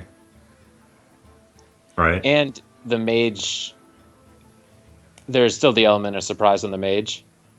That's true. That is We also haven't true. seen it, so that's harder for them to prepare for. Yeah, that's true. Yeah, we don't know that it's Freeze Mage. Yeah, if it's Freeze Mage, I think the obvious choice is to go Paladin here. Mm-hmm. But Tempo Mage does change that judgment quite a bit, but I think it's still Paladin. But even so, I think if your last class left is one that they haven't seen, Right. then there's no way they can. Yeah, they can game the Prepare for matchup it. in their favor. Mhm. Exactly.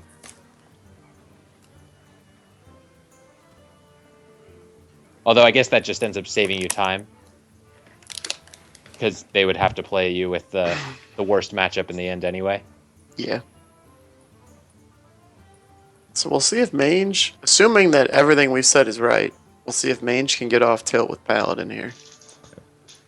Neither Mage nor Almace is preparing to battle a friend yet, so we still don't know what they're using. Right, and the And we have Undertakers not so received far. word. The Undertakers so far have only won with Mage and Paladin. Yes. Yes. So we still haven't seen the Warlock deck.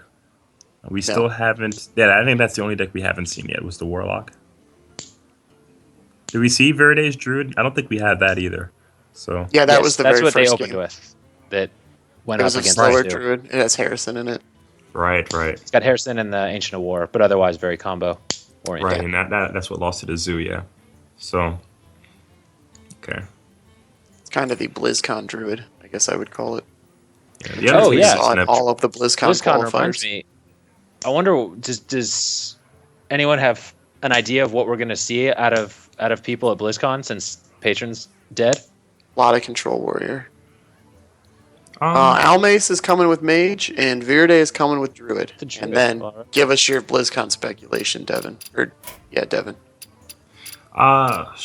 Man.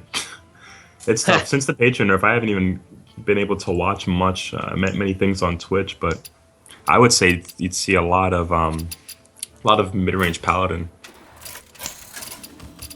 Really, not Secret Paladin?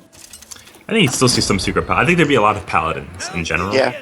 A lot Mid-range more than before. counters things like Control Warrior and Handlock better than Right. Secret does. Right. But Handlock is less of a necessity now because Patron's less of a necessity. Yes. Which I'm sure is why they did it, so that the entire BlizzCon matchup or tournament wasn't just Handlock versus Patron, like Versus the Druid. qualifiers. Yep.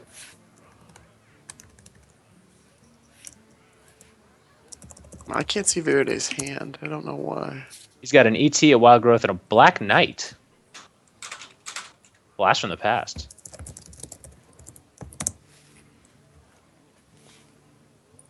And Almace does look to have a standard freeze mage, so I'd give the advantage to the druid here. Yeah. Well, I don't know. This Druid hand is not one that yields itself to success against Freeze Mage, though. Hello. Really surprising. They could have Yeah. really punished it if they brought back the warrior. Mm-hmm. So bold play by. Although I guess under threat of benching, it makes sense. Wow, this hand from Verde is not looking very positive. If he top decks a 4-drop, everything changes, but Everything otherwise changes. it's looking very slow. Or if he What do we top decks think the Nano. thinking is behind playing Black Knight? Whoa. That's a... Used to be my favorite card in Hearthstone. I think he's just Yeah. been power creeped away for good. It's just, there aren't... Taunt minions aren't as much of a threat as they used to be. Yep. It's really what it Maybe, comes down so to. he might have it. I'm not sure. I guess in this situation, they were probably expecting the Paladin, and think it's a good matchup in general. But I guess the Black Knight also can work for Tyrion in that case. Yeah, because back in his day, he was there for Tyrion. He was there for Ancient of War. He was Ancient of there. War, yeah. Everybody was running Sludge Belcher, so you could justify him. But now, just given the cards we have, a 6-mana 4/5 that kills a ton, even still doesn't feel that valuable. It's crazy where Hearthstone's gotten to. So double Ancient of Lore changed this matchup entirely, right? Because he can use those for heals if he wants, but I would be very okay with using one to draw here, even though it dies to the Yeah. Doomsayer. I agree. Well, yeah, you're just all about the combo anyway. Right. Although both secrets up so early out of the gate is not a Yeah. non-trivial thing. Yeah, Verde did start off incredibly slowly. But he is Now going for he the draw. finds his Darnassus aspirant. So he has both Force of Natures in his hand.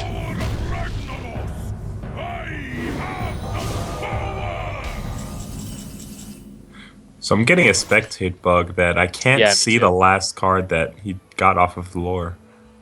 I see it as Yeah. a Force of Nature with a Warlock card background. Yep, So ditto. I'm assuming it's the second Force of Nature, and we're just looking Okay. at a messed up visual. It is Okay. indeed, yeah. But usually once you see the Warlock card, you've hit a bug, and at some point the whole communication with the server is gonna get Yeah. messed up. Ripperino. All right, you guys are back in, so now I'll jump So out. somewhere in that code, the default, like the 0th card back type is Warlock. So when they get null data, it just goes to Ben the Warlock, Brode's favorite class confirmed. right?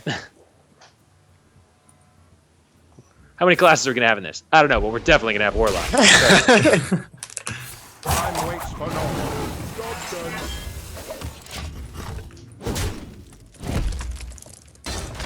Guide my lands.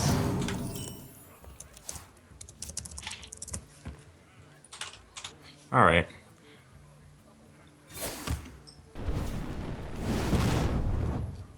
Well, he's definitely got plenty of mana now. Too bad he didn't hit either the Force of Natures with the Emperor.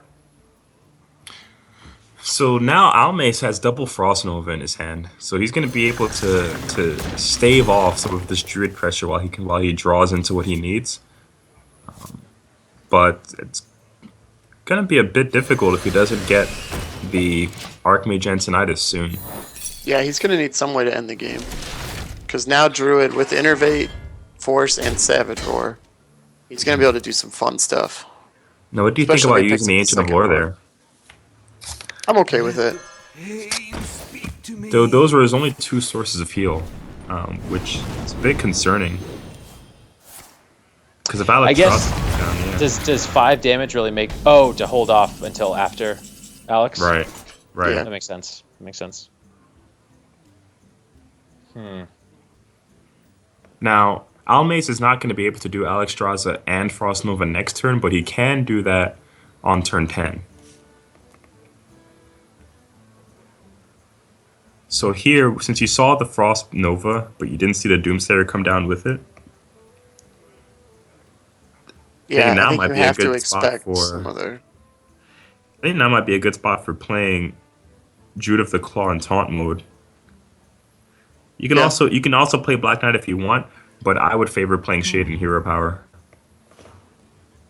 Just weave in more hero powers when you can, since you don't have any more heal, and you don't want to die as just simply the 15 damage combo from a mage. He's going to get Black Knight down. And he's going to play Shade. So he's holding You know- Druid, I assume, as like a charge, as a way to end the game. Yeah, you know what? I still favor the Druid of the Claw over this because I don't even want to take 1 damage from the Acolyte of Pain. Yeah, I can see that. Now we'll see a Blizzard here, I would assume. Blizzard and a Frost Nova. Yeah, he's going to be able to hold this off for quite some time. And that Clone Cold.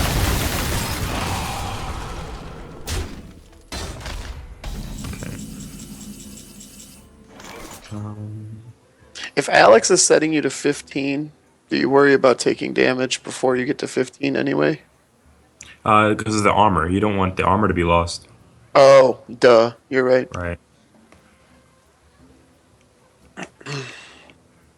So Sylvanas is a huge liability in this matchup because it makes for a convenient clear by simply playing Doomsayer and killing Sylvanas. Right. So you might want to avoid playing Sylvanas and just simply go for Druid of the Claw. I still think you want to weave in hero powers, and I still think you don't want to run into the Acolyte of Pain.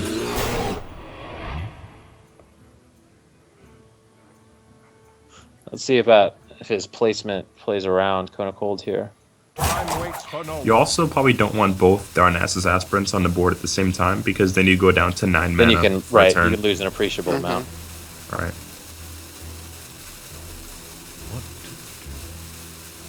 Where shall He's gonna play it not around Cone of Cold. Well, I guess you could argue either way. Yeah. I bring All right, Alex he's gonna go for the coin. coin toss. Yeah.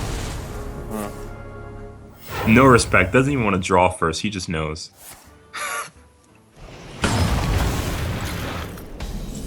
Doesn't want to draw at all. Okay, so he doesn't have the finishing power in his hand. Yeah. In spite of this, but he also can't clear the Alexstrasza because his board is full. So I guess you wrath for the BGH.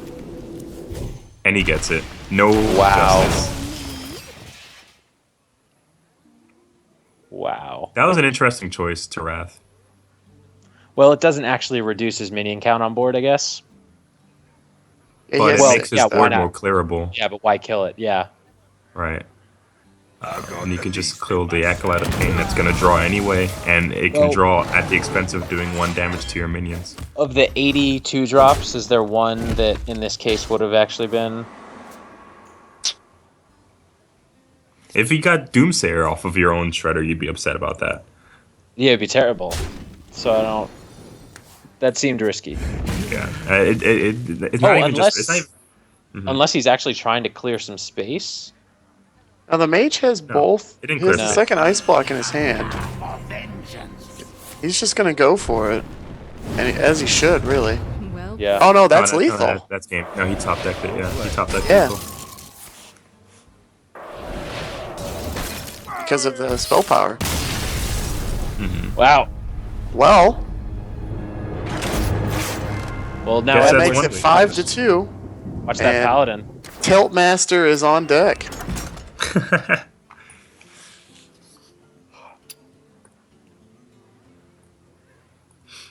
All right, so we've got Paladin versus the World. I think you start with Shaman because it's gonna have to happen sometime, and everybody's got things to do. I mean, I would be grateful. I have more ladder games to go lose. So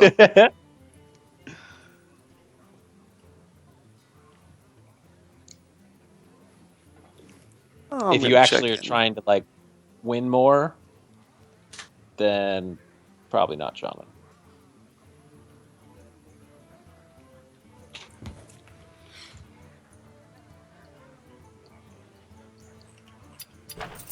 See how we're doing on the viewer count. How many Got a whopping community 14. members?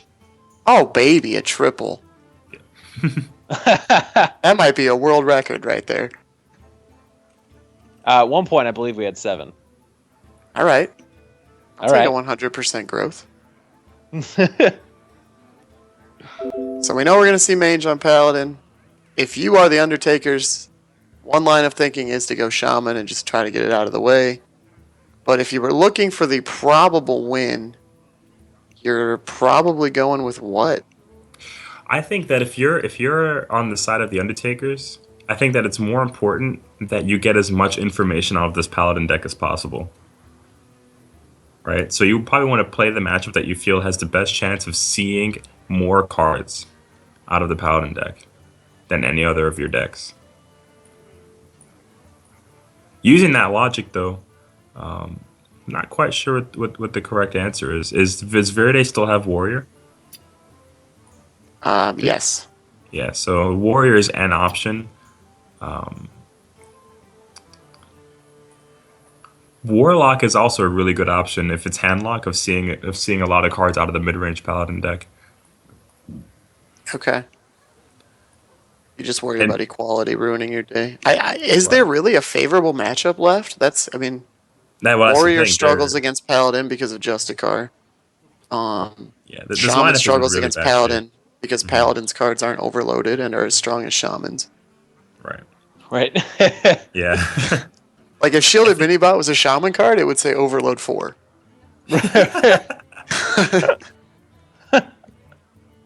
Yeah, I think that handlock might be the best bet here. If the Warlock is handlock, I think that's the best bet. I think the handlock versus Paladin matchup, when the handlock wins it, it comes with seeing a lot of cards from the Okay. Paladin. So you try to get as much knowledge as you can, assuming you win, and then you can better your other matchups. Absolutely. Nice. It's gonna be the Shaman. Because it had to happen sometime. And Pastry, you know, if you need a little bit of luck, you send this kid in. Versus Uther. I will fight with So here's the rematch for Doomhammer. between Pastry and Mange. Mm-hmm. And this is and this was the one that This is absolutely benched the Buzzards last time. So far, the team captain, if I'm not mistaken, is the source of the only 2 wins for the Undertakers. Mange is the only person who lost for the Buzzards, right? Yes. It's embarrassing. Isn't that's something for a storyline? Especially given He would not that'll have it really any be other something way. for the storyline if Imbolc manages to win. I really hope we get to see that next weekend. You Alright, guys so- aren't in our Skype calls with all the talking that goes on between those two on a normal basis, let If alone. it's anything like what they do publicly, I can only assume it's consistent and constant. Okay, so the Shaman has as good of an opening hand as he could hope for. It's a fantastic start, but Mange has the quality consecration waiting on He turn does. 6. He's got Coghammer to help him get there. Yep. Oh, I don't know about going face there. Yeah, anytime. I think I read on Reddit that Zombie Chow hitting face is always wrong because that health is just going to be restored anyway. Right. Right. I mean, hitting the zombie child though does get punished by coin muster per battle. Yeah. So The there idea is is you can kill it efficiently with the Totem Golem. right. Yeah. But he's here, just going to trade into the, or he's just going to hit your Chow. Yep, and then coin Coghammer. Yeah. Should be all right.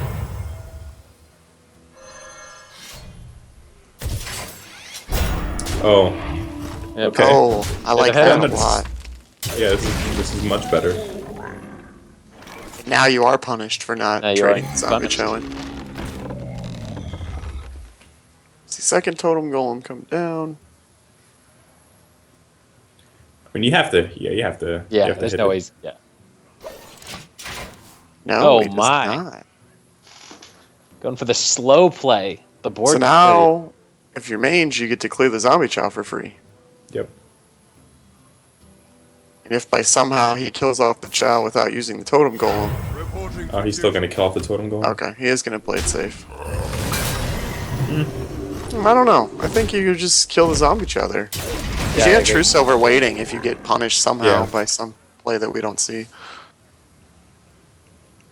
Doesn't really matter though if Pastry winds up putting down that second Chow at some point.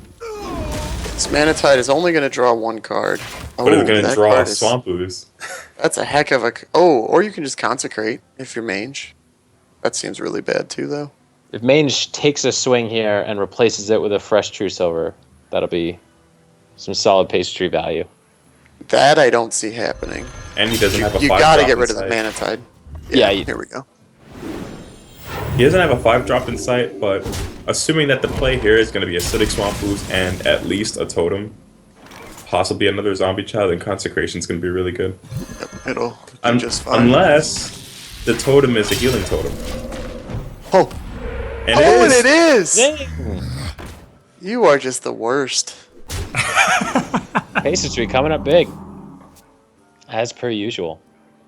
Now, you still have to Consecrate, right? And Yeah, I don't because know. you want to play just a card next turn. Yeah. I mean, yeah, you're at 32 health right now, so I don't know that you. But then again, you got to be worried about Bloodlust. Yes, you do. And Bloodlust is bad. Yeah, I think Consecrate has to happen if you want to play Justicar on 6. You could be greedy and hold for Equality Consecrate, but I don't think that really helps you in the long run anyway. Although, maybe that would. If he Maybe didn't that do is that, going that to turn out was to be 19 better. damage this turn. Or no, actually no, that was dead. He had lethal. He was dead to board if he didn't consecrate. Oh, because of the rock batter. Yep. Yep. Is he dead to board now, even playing Justicar? Oh, he has to be. Yes. Yes, There's absolutely. no way he's not. Just leave it to Pastry. Well, So he he's can gonna have to- kill off a zombie child with a knife juggler. Yeah. Nope. But he won't. Boom. And that's going to Yeah, do it. Well played. Well played comes down. Pastry does not say well played until his turn this time around. Good for him. Right, right. Pro tip for everyone out there. Wow, and the Chows staying alive. Yep.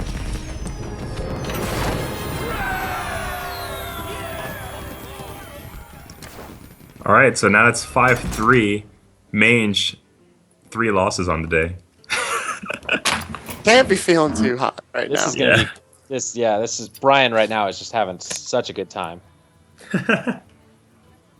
He's pulling for the reverse sweep. So now Pastry is done. So no more Paladin, no more Shaman. Let's see. The Mage got a win. So we had Warlock, Druid, and Warrior. And it's starting to look up if, because what's the worst matchup left? Warrior from the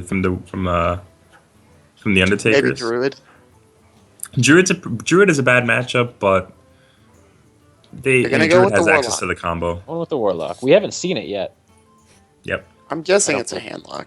It's based on when we have not seen it, or when we could have seen it and haven't seen it.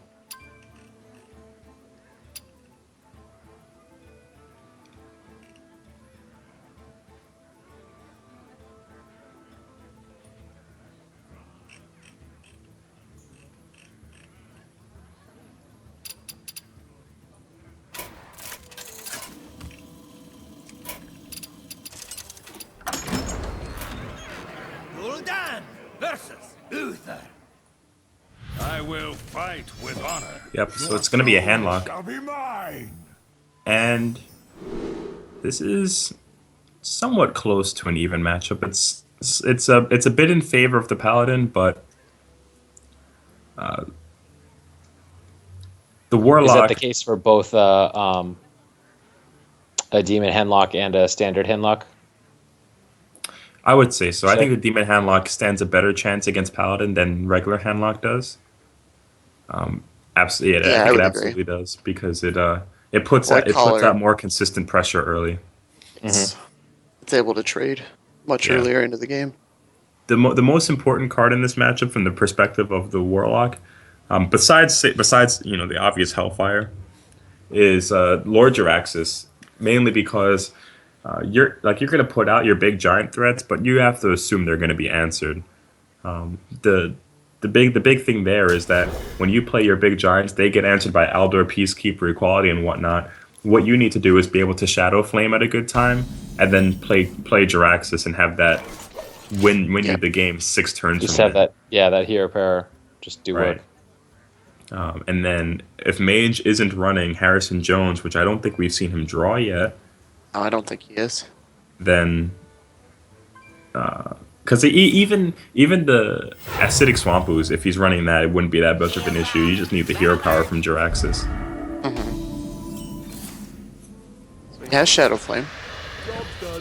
He has so Void Caller for turn 4. He has Dark Bomb to answer this Knife Juggler. Yeah, so it's looking pretty good. As long as he has the owl on time for Tyrion, he'll be all right.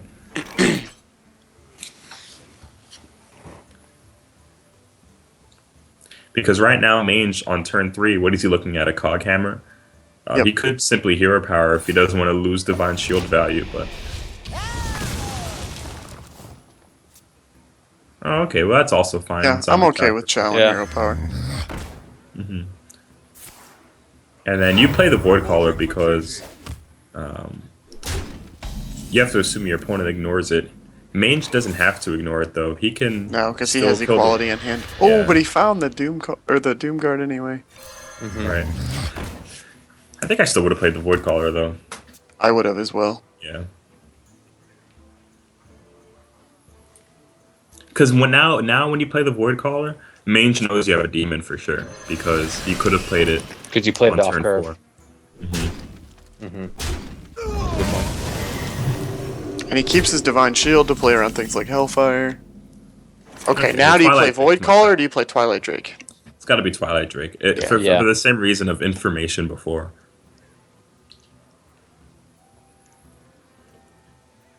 He's itching for that Void Caller.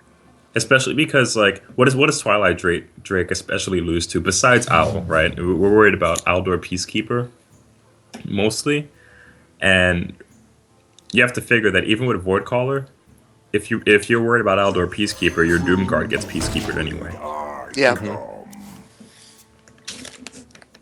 So he does just drop the void collar and betray the knowledge or the information.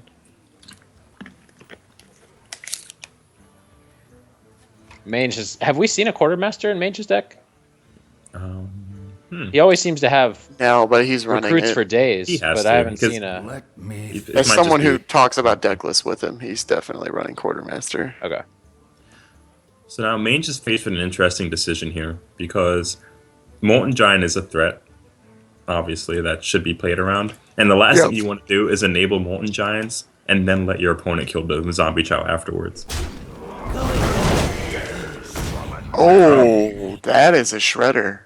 Yeah, well, the Minion. patient, the patient assassin makes it so that he doesn't even need to equality here if he doesn't want to.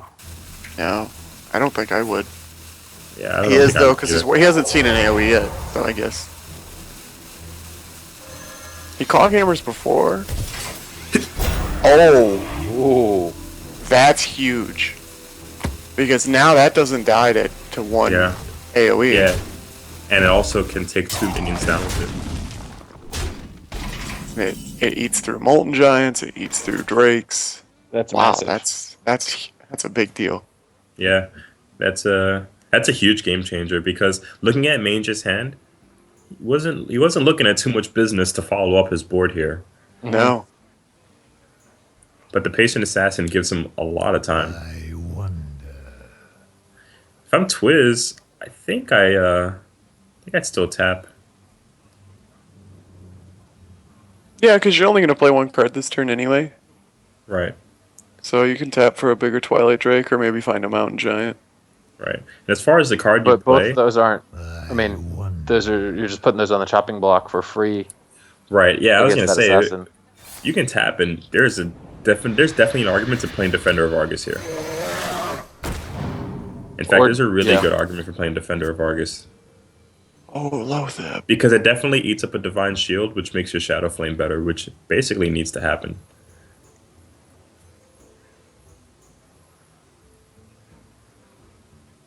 What he's really hoping to do is he's really hoping to top deck his Hellfire, and I think Twizz is really getting punished here because one thing that we didn't talk about was he had Hellfire and he mulliganed it Yeah. away against the Paladin. I wanted to bring that Yeah. up actually.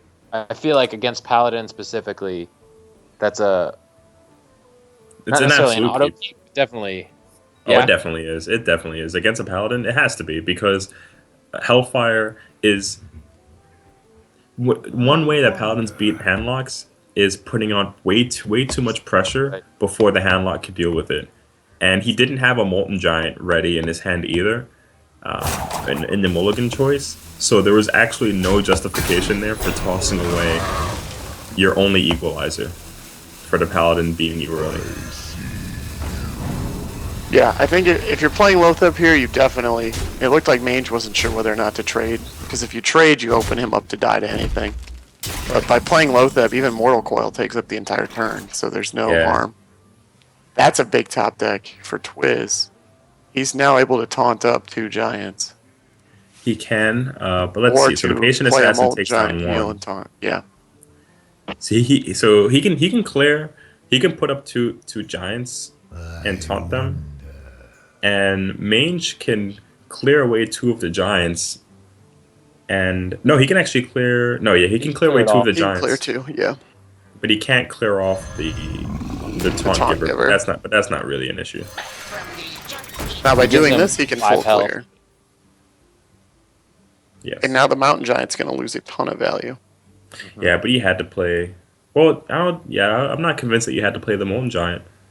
Because you know it's only going to take 1 damage, right? The Molten Giant is only 1 armor. Yep. And there's no way that you can tell me that he's not going to be playing Shadow Flame next turn. I agree. And you'd rather want to save Molten Giant for Shadow Flame than Mountain Giant. Yeah, exactly. Because if Mange does 2 damage enables Shadow Flame next turn. 1 damage enable Shadow Flame because you can Dark Bomb yourself to make it happen.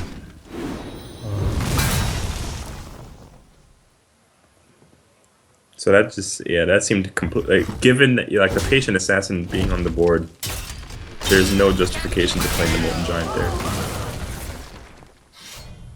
Mange is going to set up for lethal. Reporting for duty. Interesting thing of note here, though, is Mange can't play the Quartermaster next turn if this board doesn't, if he doesn't clear any minion. Sure, but he has lethal as if the board stays Yeah, as is. he's 1 over. Oh, yes. Now Yeah, he's 3 over. So we're going to see Sun Fury Protectors. Oh, that feels bad. Yeah, oof. Especially because Lothep lives.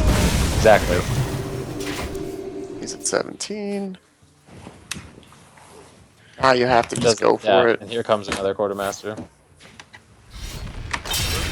Oh, you got to top deck the Hellfire to have a fighting chance. You have to swing because you know if your opponent had the second Molten, he wouldn't have healed when he did. There's Jirac. Oh, he can't Jiraxis though. That's not safe. No good. Let's see. What's the out here? Taunt your Void Caller. And Dark Bomb, the 5/1. I think you tap for Hellfire. You actually don't have enough mana for that. You'd have to. So many possibilities. Dark I think you Bomb. tap for Hellfire Siphon because Soul. because this play doesn't help you win. No, I agree. Now you give him a free. Oh, never mind. I was gonna say give him a free lay on hands turn, but this is a little better.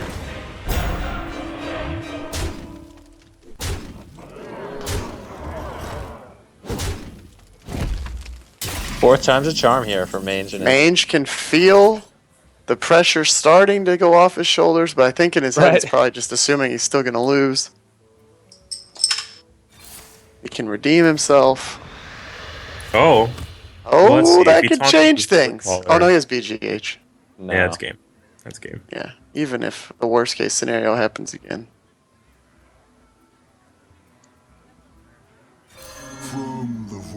He's hanging in there. But from his perspective, he's one over.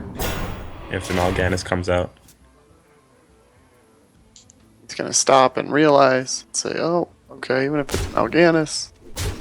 Oh no, he's not even one over Mal'Ganis because the perfect trade with Tyrion. And the starving Buzzards, after a little bit of drama, are gonna come away with the win. And the Undertakers will be eliminated. Was that 5 or 6-3? Yes. Buzzards out to a commanding early lead that they never let up on. Yeah, so what did you guys think about the order in which the classes came out?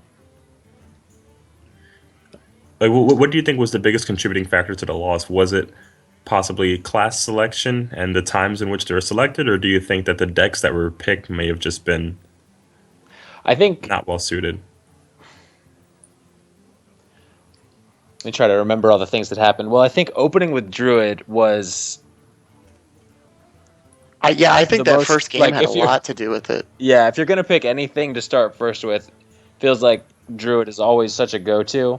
So I like that the Buzzards decided to just bring Zoo. Right. So I think that got off to a really good start. And then what did they follow that up with? The Oh, Shaman man. Paladin. Yes, it was Shaman Druid actually. No, Mange. I think Mange's yeah, Druid Shaman was the Druid. second game.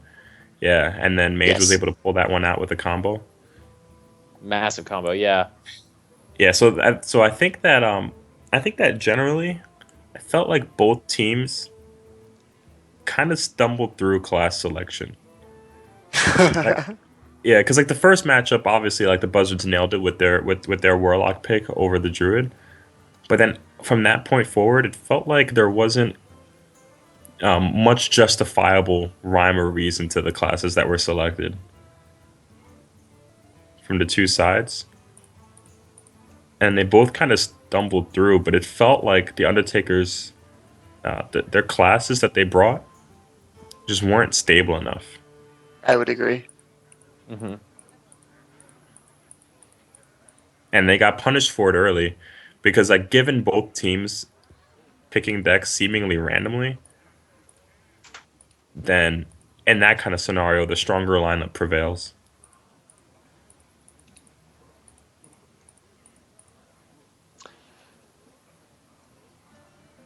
And then we saw even Shaman having a favorable matchup against Druid couldn't pull that one out because it's Shaman. And yeah, things like that just started to take its toll. Couldn't pull it out because, to be fair, the Shaman is not what ended up losing everything. The Shaman did come alive against the Paladin. It did. It did. Ragnaros came alive. Oh no, he was in No, a that was the Paladin. control Paladin. Yeah. Yeah. And even there, that's what the Undertakers needed to get back on the board was a 1 in 8 Right, Ragnaros exactly. hit. You know, like it was just, yeah. Okay, so was a pretty Mange commanding and his performance. team are available. Do we want to interview just the captain? Do we want to bring all three in? You guys have a preference either Whatever. way? I do not. I have no preference either. It's your call.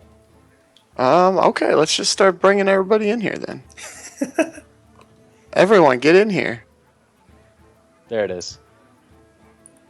We'll We're all start with moving. Mange, and then we'll tell him to drag his teammates in. Because I am not friends with all of them.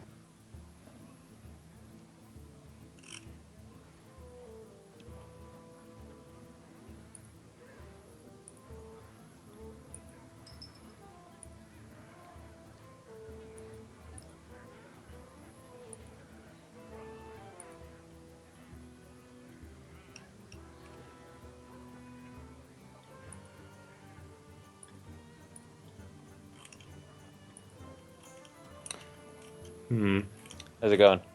I have this issue where I can't attach people's real names to their battle tags. Is Mange calling in? Try and find out. We've invited him. Okay. Yeah. Hello. There you are. There he is. Yeah. Are you What's up? able to drag your team in? They actually have to go. Like, they just ran off. Oh, So- okay. So it's just you. Just me. All right. So this is the first time we've ever done anything like this. Kind of just walk us through your entire process once your team was set and you guys got together. How'd you decide who was playing what, who was bringing what? So after the draft, like, we had our first team meeting, and I was like, holy shit, these guys are really good. So I'm going to let Andy and Almace carry me and just try not to embarrass myself. They gave a lot of good input. You know, we talked through all the different scenarios of what they were going to open with, or what we thought they were going to open with. And we thought Druid was the most likely. So we wanted to open with Zoo. And we were a little bit afraid because, you know, Verde and Twizz are both very, very good Freeze Mage players. And so, like, if they opened with Freeze Mage, like, our Zoo would have been just crushed. Yeah, absolutely toast. But once we got that first one on the way, we almost, like, for just about every game, they played about what we expected. Obviously, Really? me going Paladin into their freeze was not expected, Right. obviously. But other than that, like, yeah, we just kind of, like, you know, after we took the first one, we knew that they probably didn't want Verde benched right off the bat. So you just kind of eliminate him, and then you just figure out, like, okay, where are they going to go? You know, how are we going to just try to eliminate what classes are going to play, and then just, like, pick on half of the lineup, and just how to best pick on that half of the lineup. And I don't know, I think we did a really good job. I would say so. Yep. I would too. I would. The only potential downside of this evening is your future relationship with Imbolc, given how many matches you did lose. I mean, you know, that just goes with the territory of Team Rank 5. If you lose matches, your team's gonna let you hear about it. Captain Murdoch, he's in a WoW raid, but he had the second monitor up. And so in the middle of, like, my game with Freeze Mage, Captain Murdoch just private messaged me, nice job on that rag, you suck. That's just kind of how we are as a team. So like, Brian's gonna get his shots in, and I'll take him. All right. Yeah.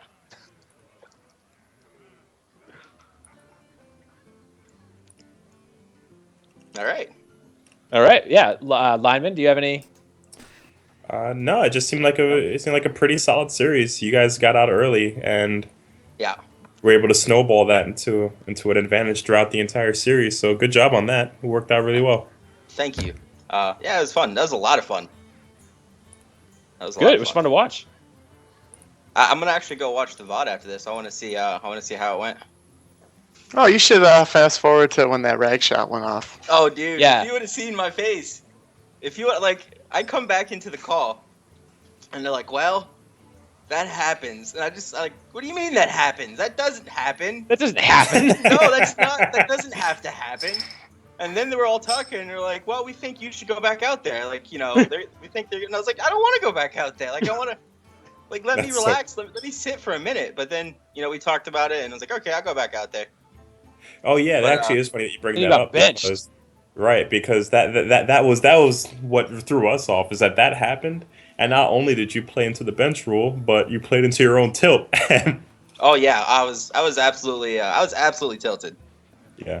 Yeah, But but thankfully the series didn't completely get away from the team after that. No, yeah, I mean, my teammates were too good to let that happen. I knew going into this that if we lost, it's gonna be on me. So I knew they were gonna carry me, and I just had to do my little bit. Had to have your And sub actually, 50 like, winning percentage. That's right.